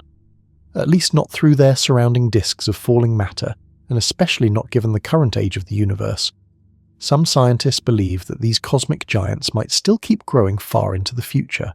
In fact, in the very distant future, during the slow collapse of huge groups of galaxies called superclusters, some of these black holes might reach almost unbelievably huge sizes, up to 100 trillion times the mass of the Sun. These enormous black holes play a powerful role in the universe. The strong gravity at the centre of many galaxies where supermassive black holes sit is thought to drive some of the most energetic objects in space, like Seyfert galaxies and quasars. Interestingly, the size of a black hole at the centre of a galaxy often matches the size and mass of the galaxy itself, but this link changes depending on the type of galaxy we're looking at. There's even a special connection, called the M-sigma relation, which links the mass of a black hole to how fast the stars in the galaxy's central bulge are moving. Faster star motion usually means a heavier black hole. When scientists talk about an AGN, or active galactic nucleus, they mean a galaxy's centre that holds a supermassive black hole actively pulling in matter. This process gives off a lot of light, making the core extremely bright. Our own Milky Way's centre, however, isn't quite bright enough to be called an AGN. To explain the many different types of AGNs, astronomers came up with a unified model. This model suggests that the differences we see mostly come from just a few factors, like how bright the AGN is and what angle we're looking at the black hole's surrounding material from. There are two main types of AGNs. One type mainly shines by giving off light through a thick disk of matter swirling into the black hole, while the other shoots out strong jets of energy moving near the speed of light from the black hole's poles. When two galaxies, each with their own supermassive black hole, collide and merge, the black holes don't just stay in place. Because of something called dynamical friction, these black holes slowly drift toward the centre of the newly formed galaxy. Eventually they get close enough, less than 1,000 parsecs apart, to form a pair. As they keep interacting with the surrounding stars and gas, they spiral even closer together, becoming a tightly bound binary system with a gap of just 10 parsecs or less. If they get within just 1,000th of a parsec of each other, the energy released as gravitational waves will finally make them merge into one single, massive black hole. After this dramatic collision, the galaxy that formed from the merger will have already settled down, and any early star-forming fireworks or AGN activity will have faded. But the black hole merger leaves behind something else, a strong burst of gravitational waves. These waves can give the resulting black hole a huge push, sending it through space at thousands of kilometers per second. In some cases, the push is strong enough to kick the black hole right out of the galaxy. This strange event is called a gravitational recoil. There's another way a black hole can be thrown out of a galaxy. Imagine two galaxies merging, forming a pair of black holes. Then a third galaxy joins in, adding another black hole to the center. When three black holes interact, things can get chaotic. Usually the lightest of the three is thrown out into space, while the other two fly off in the opposite direction as a new binary pair. This kind of three-body gravitational dance is called the slingshot recoil. Any of the three black holes can end up being ejected, and those thrown out into space are called runaway black holes. Astronomers have found several hints that might point to such recoiling black holes. For example, if a bright AGN or quasar is not in the middle of a galaxy where we'd expect it to be, that could be a sign. Or, if we see two different light patterns coming from one quasar, it might hint that a black hole is being flung away. Some possible examples of recoiling black holes are in galaxies like NGC 3718, SDSS 1133, 3C186, E1821 plus 643, and SDSSJ 0927 plus 2943. As for potential runaway black holes, they might include He 0450-2958, CID42, and objects near the dwarf galaxy RCP-28. Runaway black holes can leave behind a trail of star formation as they move. In fact, a straight line of newly born stars near RCP-28 was once thought to be the path left by a runaway black hole, but later studies suggested that the feature might just be a small galaxy seen from the side, without a central bulge. And there's a fascinating process called Hawking radiation, named after the famous physicist Stephen Hawking. According to quantum theory, black holes aren't completely black. They slowly give off tiny amounts of heat energy due to strange effects near their edges, called event horizons. This process slowly shrinks the black hole, and if left alone for long enough, it would eventually make it disappear completely. For example, if there were a black hole 100 billion times heavier than the Sun, it would take about 2.1 times 10 to the power of 100 years to vanish. And if we imagine an even bigger black hole, one formed during the collapse of a supercluster in the far future, with a mass of 100 trillion suns, it could take about 2.1 times 10 to the power of 1009 years to fully disappear. Some of the strongest clues that black holes really exist come from something called the Doppler effect. This is the same thing that makes a siren sound different as it moves past you. In space, it affects light. When matter is moving away from us, its light looks redder, a process called redshifting. When matter is moving toward us, the light looks bluer, or blue-shifted. Near a black hole, things get really extreme. The matter that orbits close to a black hole has to move incredibly fast, almost as fast as light itself. Because of this, the part of the matter moving away from us looks much dimmer, while the part moving toward us looks much brighter. This makes something that is actually evenly shaped, like a ring or disk of matter, look very uneven and distorted to our eyes. Modern computer-made images of black holes take this effect into account. One famous example shows what the black hole at the centre of our own galaxy, the Milky Way, might look like. This black hole is called Sagittarius A star, and it's based on a scientific model that many experts think is very accurate. However, our current telescopes still aren't sharp enough to see this level of detail directly, so we use simulations for now. Still, scientists have been able to watch something else, matter swirling farther out from what we think are black holes. This matter moves much slower than light, which makes it easier to measure. For example, water molecules in space can give off very specific radio signals called masers, which are like lasers but use microwaves instead of light. By studying these masers in galaxies near us, scientists have seen very fast Keplerian motion, meaning the matter moves the way Kepler's laws of planetary motion predict. This only happens when a huge amount of mass is packed into a tiny space, something only black holes, or soon-to-be black holes, can explain. For galaxies that are farther away, astronomers can study the width of certain light signals, called broad spectral lines, which gives clues about gas orbiting near the black hole's event horizon, the point of no return. One advanced method, called reverberation mapping, looks at how these light signals change over time to estimate both the black hole's mass and possibly how fast it's spinning. There is strong evidence that our own Milky Way galaxy has a supermassive black hole at its centre, about 26,000 light-years from the solar system. This region is known as Sagittarius A star. Scientists have studied a star called S2, which moves in a stretched-out oval-shaped orbit around this mysterious object. It takes about 15 years and 2 months for S2 to complete one full orbit, and it gets as close as 17 light-hours, about 120 times the distance between the Earth and the Sun, to the centre of the black hole. From how S2 moves, scientists have estimated that the central object must have a mass of about 4 million times the mass of our Sun. Yet it must fit into a space no larger than 17 light-hours across. Otherwise, S2 would crash into it. Another star, S14, has helped show that this mysterious object is even smaller, with a radius of less than 6 1/4 light-hours, roughly the size of Uranus's orbit around the Sun. No other known object in the universe except a black hole could be this massive and tightly packed. Even more amazing are the infrared observations of bright flares coming from Sagittarius A star. These show a kind of glowing plasma, hot, charged gas, orbiting incredibly fast, about 30% the speed of light, in tight circles just outside the black hole's point of no return. These flares seem to come from a superheated hot spot on the accretion disk, the spinning disk of matter falling into the black hole. This hotspot appears to follow a circular orbit inside a strong magnetic field. On January 5, 2015, NASA saw an X-ray flare from Sagittarius A star that was 400 times brighter than usual, a record-breaking event.